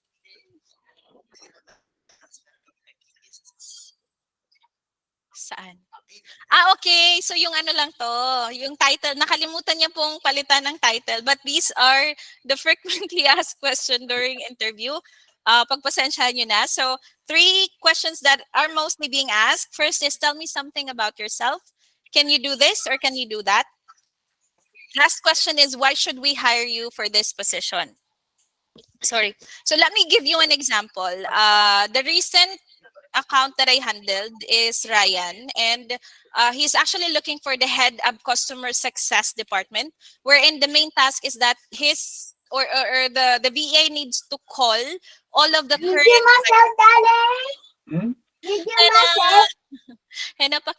yeah. So going back, so ito yung scenario, this is what the client is needing. Customer success head ng department yung hinahanap niya, and the main role is to call all of the clients na bumili ng product. So tatawagan niya itong mga customers na to, asking about the feedback, kumusta yung product, nagustuhan mo ba, are there any things that needs to be improved? So that's the scenario. Now here's what happened during the interview, or at least this is going to be an example na lang based on how I am going to do it if ako yung ini-interview. So if the client asks me, tell me something about yourself. Hi Ryan, thank you by the way for this opportunity to be interviewed. I am Regine, you can call me just Regine. And I have like more than 5 years experience as a customer service agent, wherein I'm handling different kind of situations like billing, technical, or general questions that they might have. And based on my experience, this is exactly why I am applying for this position as the head of customer success department. That's because with my work experience, I can definitely do the work. Something like that. Simple lang siya. But the thing is, aside from you talking about yourself and your work experience, it should lead to what the client can get based on your experience. Wag nyo nang sabihin yung, I graduated ganito ganyan, I was an honored student and I worked for this company, I was a supervisor. Okay lang yun if you're gonna tell it, as long as the ending is that you have to say that those experiences, I do believe that I can do the work that you are asking me to do. Simple lang siya. Mostly kasi talaga nagtatagal yung ating mga VA sa pagsagot ng tell me something about yourself. Puro na lang sila. And there are times na nagli-lead siya dun sa personal things na about them, which really depends. I mean, medyo sumasakit kasi yung ulo ko sa ganun kapag kapag sumusobra na dun sa personal thing without even discussing about the client's need. So that's it. I'm not gonna tell you more about it. Now, what if the client asks, can you do this or can you do that? Or do you know how to use this? Do you know how to use this? Ito na yung nabanggit ko na kanina actually. If you don't know how to do it, just simply say no. Be honest about it. But at the same time, you have to say something that, what are you gonna do since you don't know how to do it? So if the client asks, I haven't actually used any tools for recording books or for bookkeeping. However, I watched several videos on how it is actually done. And since I am a virtual assistant myself, what I always do is I always look at those videos and tutorials about specific tools like QuickBooks. It's being used for bookkeeping. So I do believe that I can learn whatever it is tool that you're using in your business, and then I'll be able to do the work by that. I'm a virtual assistant, so I'll always do research and I always do upskill. Diba? Hindi kayo nagsettle dun sa word na no. What if you just said, no, I haven't used it? Tapos na, yun lang yung sagot nyo, wala nang kasunod. So what do you think will the client's decision is at the end of the interview? Siyempre, hindi kayo pipiliin. Kasi most of the time with SAS, we're actually presenting 3 VAs. Mostly, 2 to 3 VAs actually ang pinipresent namin. So, 2 to 3 din yung ini-interview ng client. So you really have to make sure to answer as the best as you can. However, don't just simply stop dun sa mga hindi nyo alam. Tell the client what you can do based on the resources that you have. All right? So next question is, why should we hire you? I'm not going to be answering this na kasi as long as pinapollow nyo yung pattern na nabanggit ko kanina, wherein you're gonna say na these are the experiences that I had and I do believe these are valid experiences wherein I can actually do the work that you want me to do. Yun lang naman yun. Always related to the position that you're trying to apply for, or what is it that the client is looking for in a VA. So yun lang. I guess that's it. We're gonna give you more specific tips actually kapag ang ginagawa kasi namin kay SAS, once we are presenting a VA, kasi there are cases wherein the client is choosing to interview all 3, pero meron din namang mga clients na pumipili na agad dun sa 3 CV na sinisend namin sa kanila, and then isa na lang yung ini-interview nila.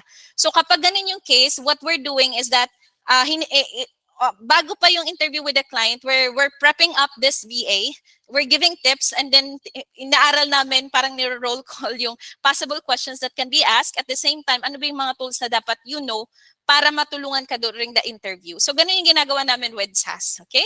So that's it. Hopefully, marami kayong natutunan. 3 niches pa lang yun, guys.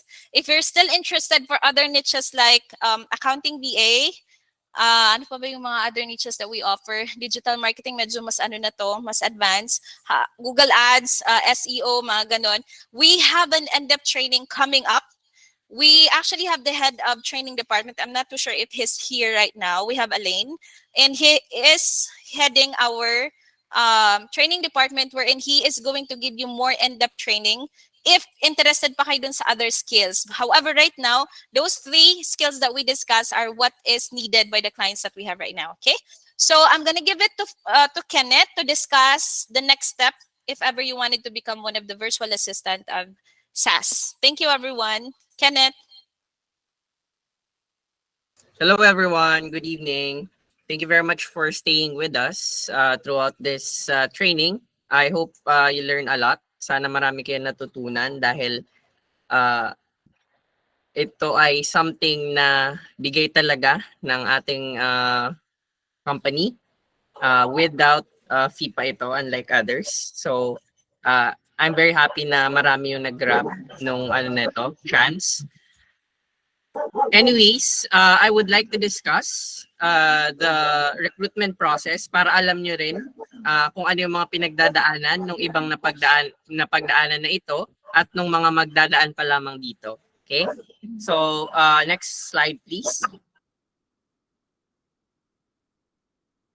Okay, so here is the several processes that I process during the recruitment, all throughout the recruitment process. So first up, I invite kung sino man yung mga nakapag-experience na dito, no? So first up, I invite you for the application form. I send an email usually to the people that I find relevant or pass at least the minimum requirements that we have for the paper screening. And then after the application form, guys, so we have several what do you call this, levels on which I also look kung pasado ba kayo doon pa lang sa application form and sa mga exams and things doon sa application form na sinagutan ninyo. And then after those, if ever you pass the paper screening dun sa application form, I invite people for the initial interview. Now, for those na hindi ko pa na-invite, na nag-answer na ng application form, please bear with us because we have a lot of applicants right now. So as of right now, nasa 1,000 plus na nga ako, pa 2,000 na yung applicants natin. So just please wait for your turn. And hopefully, nauna kayo dun sa ibang nag-apply. So para mas maano kayo, mas mauna kayong ma-entertain. Anyways, for the initial interview, most of the time I do group interview. So if ever ma-interview kayo and may makita kayong ibang kasama sa Google Meet, please don't worry and wag kayo mabigla dahil yun yung process talaga ni SAS. So we usually interview up to 3 to 4 people for each interview span of time.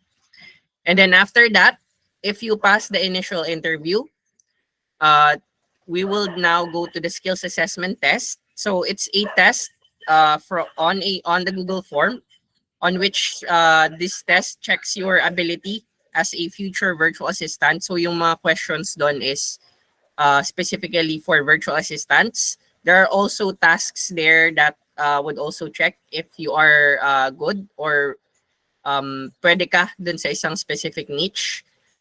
Now, after that, if you pass the skills assessment test, there's a time na hindi agad-agad si client nakakapagpili doon sa mga ine-endorse namin.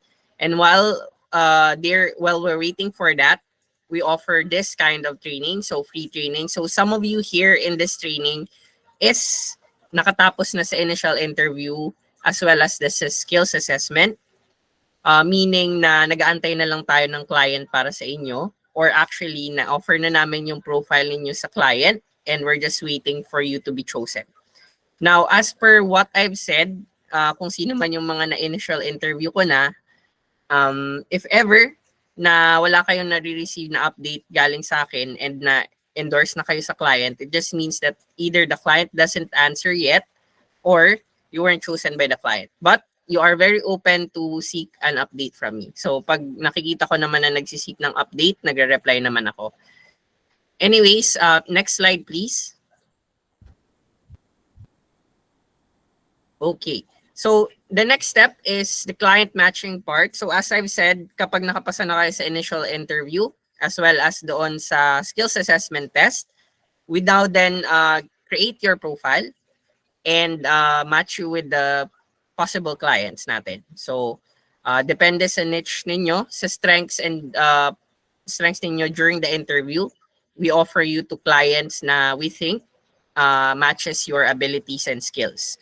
Ang gumagawa nito is actually si RJ, yung nag-discuss ng SMM, as well as si Maylene, one of our business development managers as well. And then, if you get selected by the client, so as per what Ate Regine said, so meron kasi yan iba-ibang ways si client. So minsan, si client binibigyan namin ng 3 VAs or 3 VA profiles. And then minsan, pumipili na lang siya ng isa doon out of the 3 and yun lang yung ini-interview niya. Meron din naman times na yung 3 na yun, gusto niya interviewin lahat and that's the time that RJ contacts you for the client interview. Now, during the client interview, so same din sa mga nabanggit ni Ate Regine, yun yung kadalasan talagang tinatanong ng client. So for American businesses, they are very direct.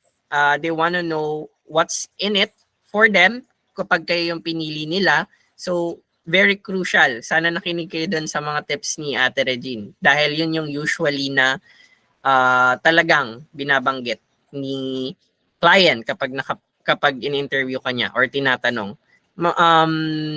Kristan, may tanong ka ba? Sorry? Nag-raise ka na ng hand? Kristan Trinidad? How about Mary? Do you have a question? Mary Joy Sebastian? Yes po. If ever po, halimbawa di ba po 3 kayo interviewin tapos 1 lang yung kukunin ni client. Pero isa ka dun sa hindi napili. Since na-pass mo na po yung other steps, possible pa din po interview ka ulit sa ibang client. Yes, definitely. So, that's actually yun yung sunod na i-discuss ko, Mary, no? So, sa amin, if ever you do not get selected by a client or kahit nga nandun ka pa lang sa sa natapos mo na yung skills assessment test and nakapasa ka na dun sa next level interview with our account managers, you are eligible to be put on our active VA waiting list. So, yun, ang mga tao na usually inuuna namin na ini-endorse sa mga clients natin. So, since nakapasa na sila sa half or almost half of the process, so ang natitira na lang is yung client part. So, it's a matter of either luck as well as, of course, yung skill nyo sa pag-interview. So, yun, that should answer your question, Mary Joy Sebastian. Yes Thank you very po. much for your question, by the way. Thank you din po sa answer. Let's see. Ira Mina Guevara. Yes, may tanong. Good evening po, Sir Kenneth. Hello, yes. Tatanong ko lang po kasi po, di ba, before po, nag-apply na po ako sa SAS. Mhm. And then, nakaabot po ako sa client matching interview. Mhm. And na ano po ako, parang naka-receive po ako ng email, pero nag-cancel po ako. Tapos nag-apply po ulit ako recently. So, Mhm. ano po yung nun, mag-start po ulit ako sa initial interview or paano po yung magiging process ko po? Most likely you'll have to start again sa Okay po. sa start since actually we have many updates with regards to our recruitment process. So Okay po. tanda kita actually, Ira. Yes po. Sayang nga nun Opo. since nakaabot ka na sa client interview. Pero unfortunately you'll have to start again sa pinaka-start kasi may bago na tayong system dun sa sa application form natin, unlike na nung dati na Yes po. mas less yung information na nakalagay. Yung application form natin na mas bago na yung, mas comprehensive na yung mga Yes nakalagay po. na information. Okay po. Para mas makita din ni client kapag binibigay namin yung profile ninyo. Okay. Sige. Okay po, sir. Thank you po. Sige, no problem. Okay. So, any more questions before I proceed, guys? Okay. So, if none naman, let me proceed. So, next sa client matching is yun nga, client interview. Now, if you pass, then ikaw yung napili ni client. Now we go to the selection and onboarding. So usually sa most of the clients, no, agad-agad siya. So for example, na-interview ka ngayong Friday. Most likely papastartin ka niyan next week, Tuesday, minsan nga Monday pa. So that's the difference in comparison sa sa local employment where meron pa siyang parang 1 week na parang magpo-pause ka muna to prepare things or para ma-prepare din ni company. With freelancing, kapag napili ka na ni client, most of the time, diretso na agad yan. So, maybe 1 to 2 days. 5 days is long na nga eh. A week is longer na for preparation or para makapag-prepare ka para dun sa client. So, usually, it's immediate, 1 to 2 days after the onboarding and orientation with SAS, magsa-start ka na agad para makapag-earn ka na ulit agad-agad. So, that's the difference with the VE world and the local employment world. Now, after nun, kapag nag-start ka na with SAS, we have what we call here our ongoing support and evaluation. So sa SAS kasi, hindi ka niya iiwan, no? Kunwari, di ba, nakapasa ka na, nakapag-start ka na. Tapos may mga times talaga na medyo hindi gagana yung utak mo dahil stress ka na dun sa work mo. So, very open if makapasok kayo sa SAS. Our culture here is a family-like culture.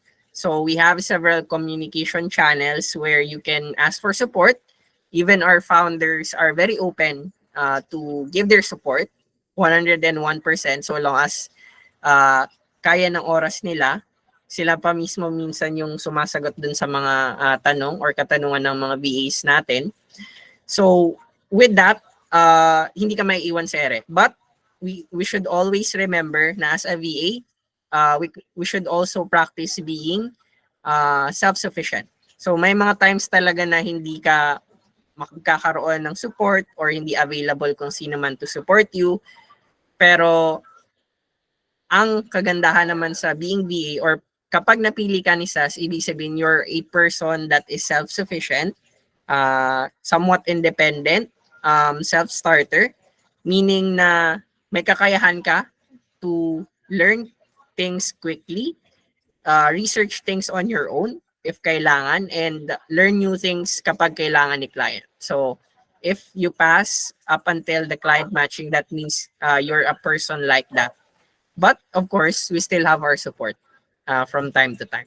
Additionally, with SAS, para hindi tayo or ma-motivate tayo na mag-perform, we have our monthly evaluations, or rather, monthly evaluations, which in turn, if ever meron mang challenges sa inyong performance, nandyan yung ating account manager head, which is si Hena. Hena, are you here? Hena, are you here? Parang wala siguro si Hena. Yes po, I'm here. Sorry. Ayan, so si Hena, siya yung ating account manager head. So siya yung head ng lahat ng DAs natin. So if ever na may challenges sa iyong VA experience or VA work, andyan siya para i-coach kayo. So napakagaling na coach and trainer niya ni Hena. Di ba, Hena? Medyo nahiya ako bigla. Ayan, so siya ay very approachable. So huwag kayo matakot. Nakakatakot lang siya pag nagtitrain. De, joke lang. Mabait yan si Hena. So if ever maging part kayo ni SAS, hindi kayo mahihirapan. Kapag nahihirapan kayo, tanongin niyo lang siya, and she'll give her 101% support. Ang taray, Ken. Thank you. Yes, syempre. Well, anyways, may nag-raise ng hand ulit. Kristan, nag-raise ka ulit ng hand? Or napipindot niya lang siguro? Sige. Before we proceed, may tanong pa ba kayo, guys? Okay. So, since walang tanong, anyways, may sinend na form si Ate Regine. Let me just check kung ano yan. Yung application form. So, this is actually our application form, guys, no? You can actually go directly applying na doon sa form if you're interested. One day process lang ba, Cecil? Unfortunately, hindi, dahil sa dami ng applicants natin. And as I've said earlier doon sa recruitment process natin, depende din kay client, no? Kung sasagot siya agad, kung pipili siya agad. So, if you find it lengthy, actually, as what our Ate Regine have said, or our founder have said, si SAS kasi very open siya. If you find it very long, you can try with other agencies as well. But what our promise is if ever nasa active VA waiting list ka na, and we find the client that matches you, we ardently contact you.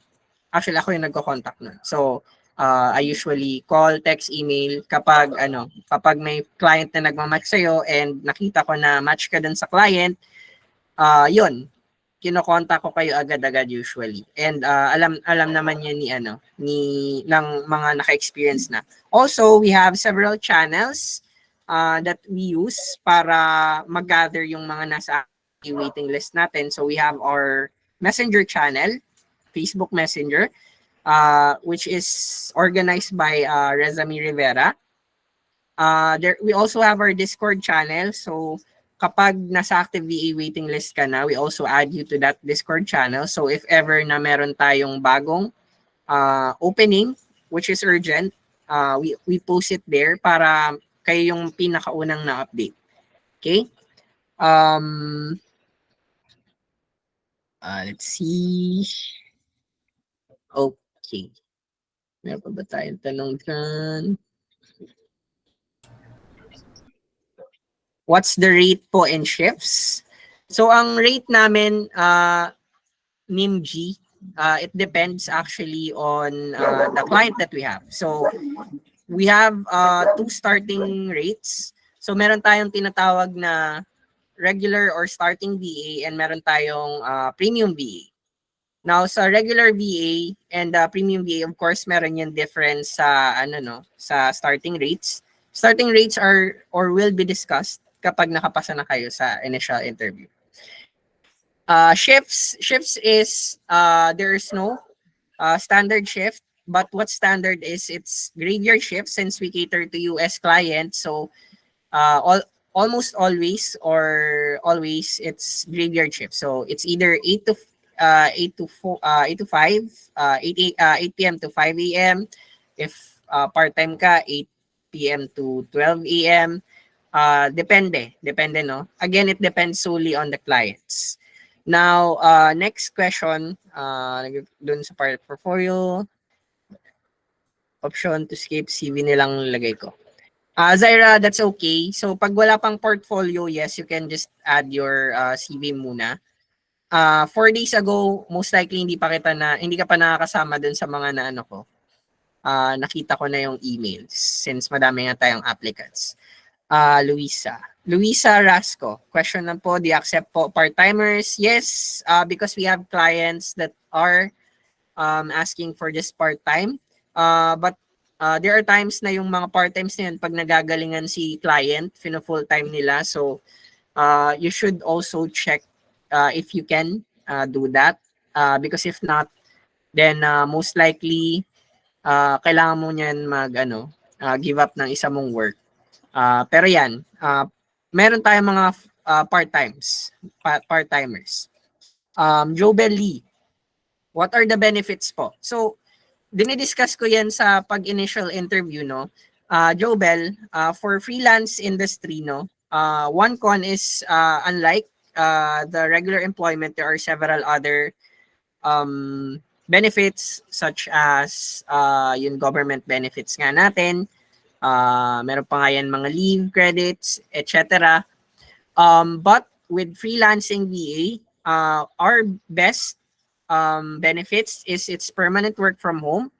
You will have your work-life balance, and kapag nagustuhan ka na ni client, you can actually negotiate some things. And minsan nga si client pa yung nagbibigay ng certain bonuses, certain some kinds of benefits to you. But again, a reminder, that's strictly client to client basis, so depende kay client yan. So no standard benefits other than your salary. That's the difference with freelancing industry.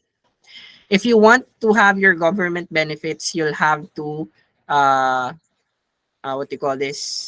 remit it yourself from your salary. So kayo mismo yung magre-remit. Fixed rest days po, yes, it's fixed rest days, Saturday and Sunday, but since it's a night shift, so ang mangyayari niyan, Saturday afternoon up until Monday ang rest mo niyan. Sir, nag-fill up form 2 days ago ata, need pa po ba na by kasi may FB post po to do so, o so wait na lang. Noni, you'll have to just wait. Since we, again, as I've said, we have at least 1,000 plus applicants pa 2,000 na. So, most likely, hindi pa kita niya na napaprocess or yun, hindi pa kita niya na i-email. Do you have HMO? As of now, wala pa. Pero maybe, if we go bigger and bigger. Ken? Yes. HMO is being offered dun sa mga nag 1 year na sa atin. Oh, yun. But So, to answer most questions no kung ano yung rate natin, starting is 24 to 26 monthly. But we're giving our salaries like bi-weekly naman. you are entitled to receive an increase on a quarterly basis until ma-reach mo yung 1 year. However, yung quarterly increase na yun will depend on your performance. So there will be a performance review, and kasama sa performance review is if your client is satisfied or not. So that's how we do it. So you'll start, if this is for no experiences, no, dun sa mga wala pang experiences sa VA, that's the starting rate. Now, if you hit the 1 year mark with SAS, you're eligible to get HMO, but currently we don't offer any government benefits yet, but who knows in the future. So far, yan muna yung amin. Now, Kenneth also mentioned something about the premium VA. Yes, we also look for the premium VAs. The only reason is you already have more than 2 years experience with specific niche. Ito na yung mahihirap na. Graphic designer, SEO, digital marketing na hinahanap ng mga clients natin. So, we're offering, pinaka-basic niya is 48,000 monthly and more. Again, you're also entitled for a quarterly increase depending on your performance with your client. And the same, you can get an HMO on your first year if you stay with us, and of course, it depends on how you're going to work with your client. Ayan. So thank you very much, Ate Regine, for sharing. So, actually, hindi ko pa siya share dahil, yun nga, ano siya, I'm not sure if nag-ano siya. Bago lang kasi siya. Very new lang siya, actually, na upgrade kay SAS since we're growing and growing. So, yun, nasagot na yung tanong nyo. May HMO tayo pag nag 1 year kayo and you're very good with your client. Meron tayong HMO and yun, meron tayong quarterly appraisals. Yan. For starting VAs as well as premium VAs. Okay? Let's see. Meron pa mga question dito. Luisa, yes, fix po yung graveyard shift. On our free time, most likely no, because most of our clients are small businesses, so they want their VAs to be active during the time that they're active also. It depends, Ken. Yeah, but there are clients also na ano. Yeah, na, it depends on like the business. For example, you're on customer service, so you can't do that on our time since we have to work based on the business hours of operation.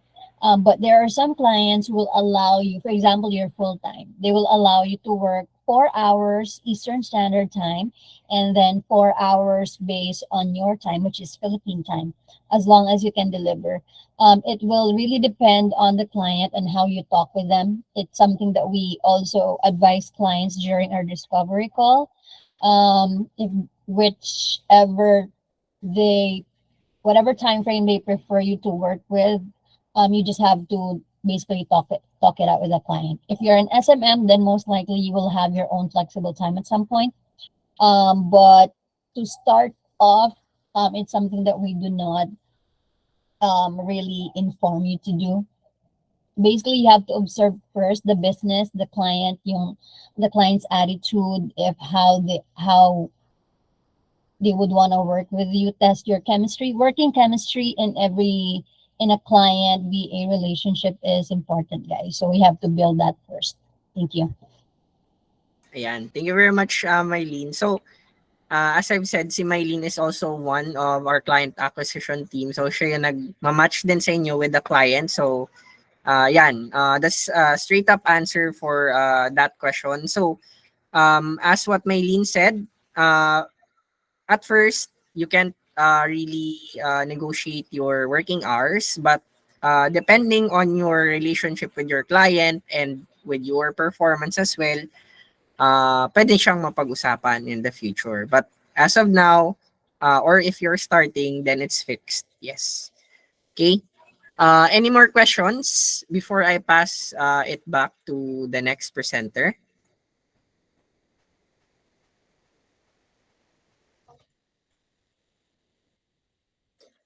Wala na. Okay. So I think there's no more questions with the recruitment process.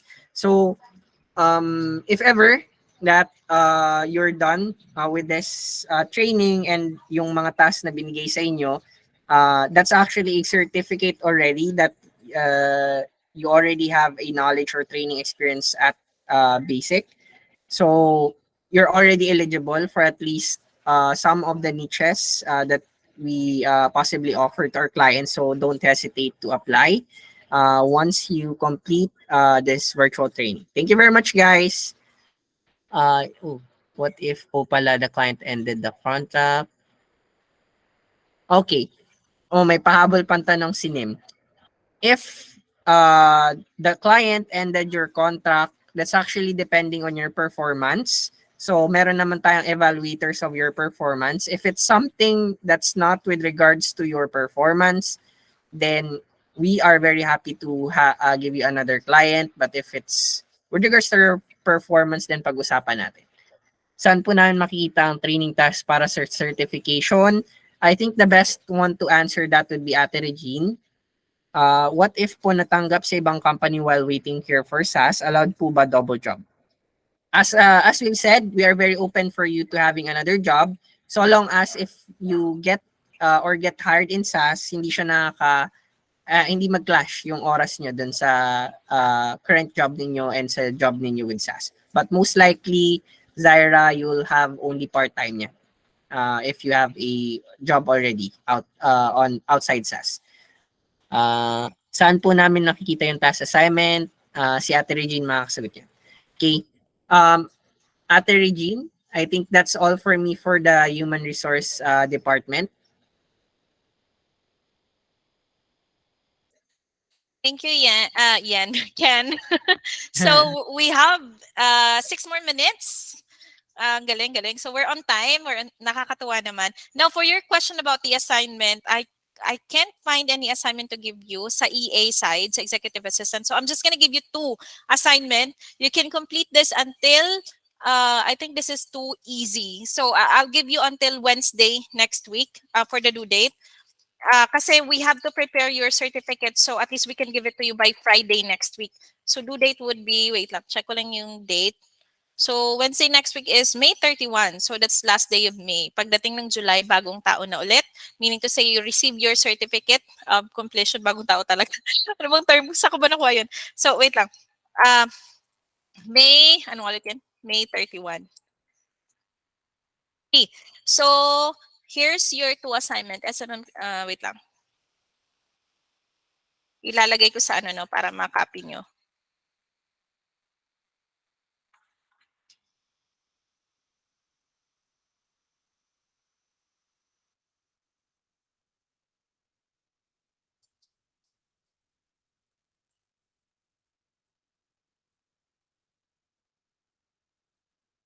Bagal na ng ano.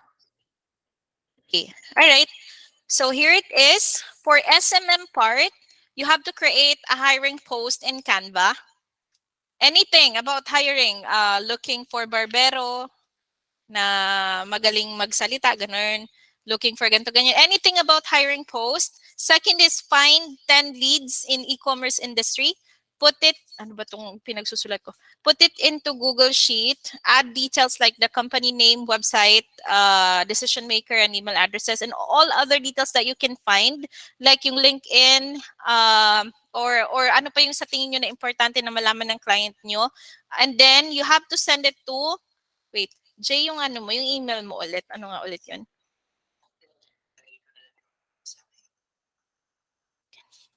No.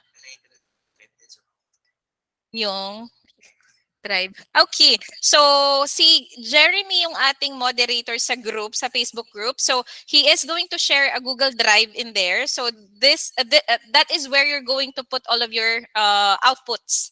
So, si Jay ang bahala sa inyo. Please check.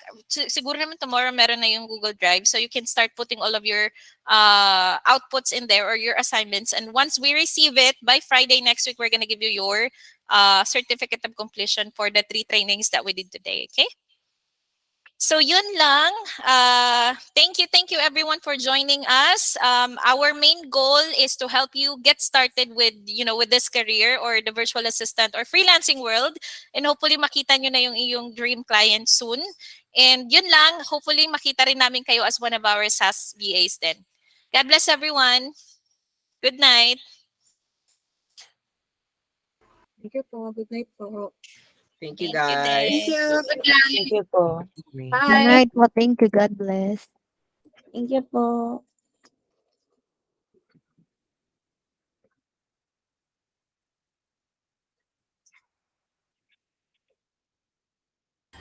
Hello po, permission to speak po. Pahabol na question lang po. Yes, Luisa. Ayun po. Yung napasa ko po kasi sa email is resume na kailangan po ba cover letter? No, actually. Yung cover letter is actually your ano lang naman. Tawag yan. Depende sa'yo. It's your preference if you add the cover letter. So, okay na po yung resume po. Yes, okay na. Thank you po, God bless po. Sige. Hello po. Yes. Sir, tanong ko lang, yung sinend po kanina ni Ma'am Regina, na link para dun po sa application form. Same lang po ba yun dun sa nauna naming finil up, sa post niya po sa isang group? Yeah. Same lang po. Sige po. Same Thank lang you yan. po.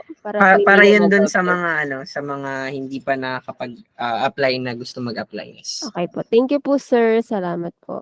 Sige.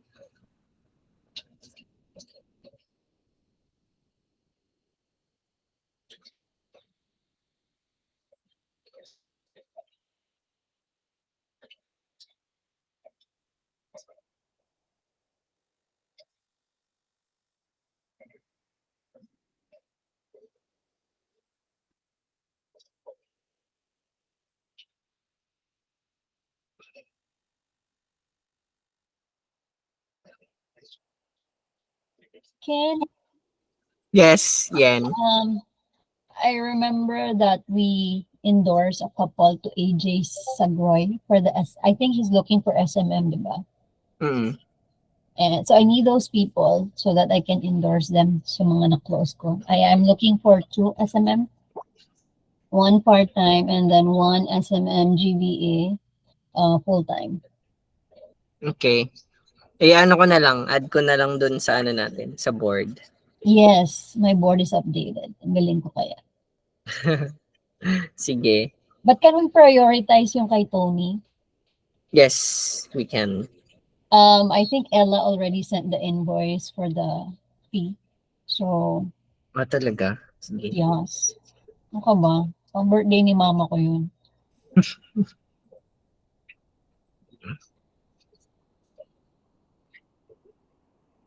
So, the earlier their start, the better. Sige. Thank you.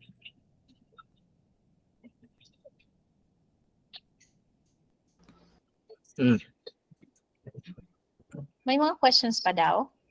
Kanina, meron pa ate. May mga humam. Sige. Buti nga di pa ako umalis. Siguro tong ibang nandito, yung natira, mga nakatulog to. No, Aline? Char. Tingin ko. Nakatulog na yun si Aline, kaya ganyan. Charing. Avid listener lang po ako. Ay. Okay. Wala baka nakatulog na talaga to si Adel. Walang umaalis eh. Kaya inaantay ko maubos eh. Malis na kayo, paano kami makakapag-marites dito? Ay, sorry po. Ito na po, pa-out na po. Sorry. Good na po. Natulog. Thank you po. Good night. Good night, Thank you, everyone. guys. Good night. Titingnan ko kung hanggang kailan sila tatagal, no? Last man standing. Pero isa lang talaga tinitingnan ko dyan si Aline eh. Kung kailan yan Baka AFK. Lane, nakatulog ka na, no? Wala talaga, hindi talaga sumasagot. Ano, all natutulog? Ano ba yan? May trabaho pa ako eh. Pwede ba manual na lang? Hanggang ano pa eh, ano bang oras niya? Di ba may meeting pa with Ryan later? I have So, meeting 12 and then 1. I don't have any discovery calls. Coaching. Ay, may coaching pala kami later today. Yan tanong. Yep. Yung kay Tony, nakalagay kasi sales with appointment setting with medical background. Required talaga na may medical background Not and really. sales background. Hindi naman siya required. For example, like they work in a healthcare account, that would be, we prefer that. If they have like caregiving, mga ganun, we prefer that, but not necessarily. Because they will be setting up appointments for medical equipment. Ay, okay. Kaya may something sales. Okay. Sales is not really required. Yeah, it's not a premium. It's more of appointment setting because they won't Okay. be talking to businesses. There will be another person. But I think it's a start. In the long run, if they are good, then I think they're open to making them yung sales so that they can talk to businesses. Meron akong pero pa siya nasa next level, next level interview pa siya. May experience siya sa medical din. Nag-medical VA siya dati. Pero sige. pwede pala na na mga ganun. Mga appointment setters, yung mga nag-appointment setting din. Sige. Yes. Okay, yun ang pala Mga leads, following up with leads, mga ganun. This is Sige. very simple lang. Oo. Kala ko kasi kailangan talagang specific na sales Saka In-update ko na kaya yung Trello ko. Ano ka ba? Nakalagay pa rin kasi Sa loob ba? Sa labas? Oo, yung title nakalagay pa rin, sales Kung with. kasali pa. Hoy, tapos na. Hala? Hala? Ano yan? Di na. Last 11 na. Nako, feeling ko tulog na talaga tong mga to. Hanggang ngayon, nandito pa rin sila matindi. Ay, nako, pinapangunahan ni Aling, no? Di ba? Ay, sige. Tulog na din. Sige na nga, mag-out na ako. Bye-bye. Good night sa mga tulog na. Grabe ko. Ikaw ay nagsimula nito, tapusin mo. Tapusin. Hindi kayo kasi mag-out ako. Pag hindi kayo nag-out, nandyan lang kayo. Ay, ganun ba yun? Hindi na-end yung yung hindi na-end ang Google Meet, no? Mm-mm. Yun yung kaiba niya sa Zoom. O sige, Hindi bye. Yan. Bye-bye.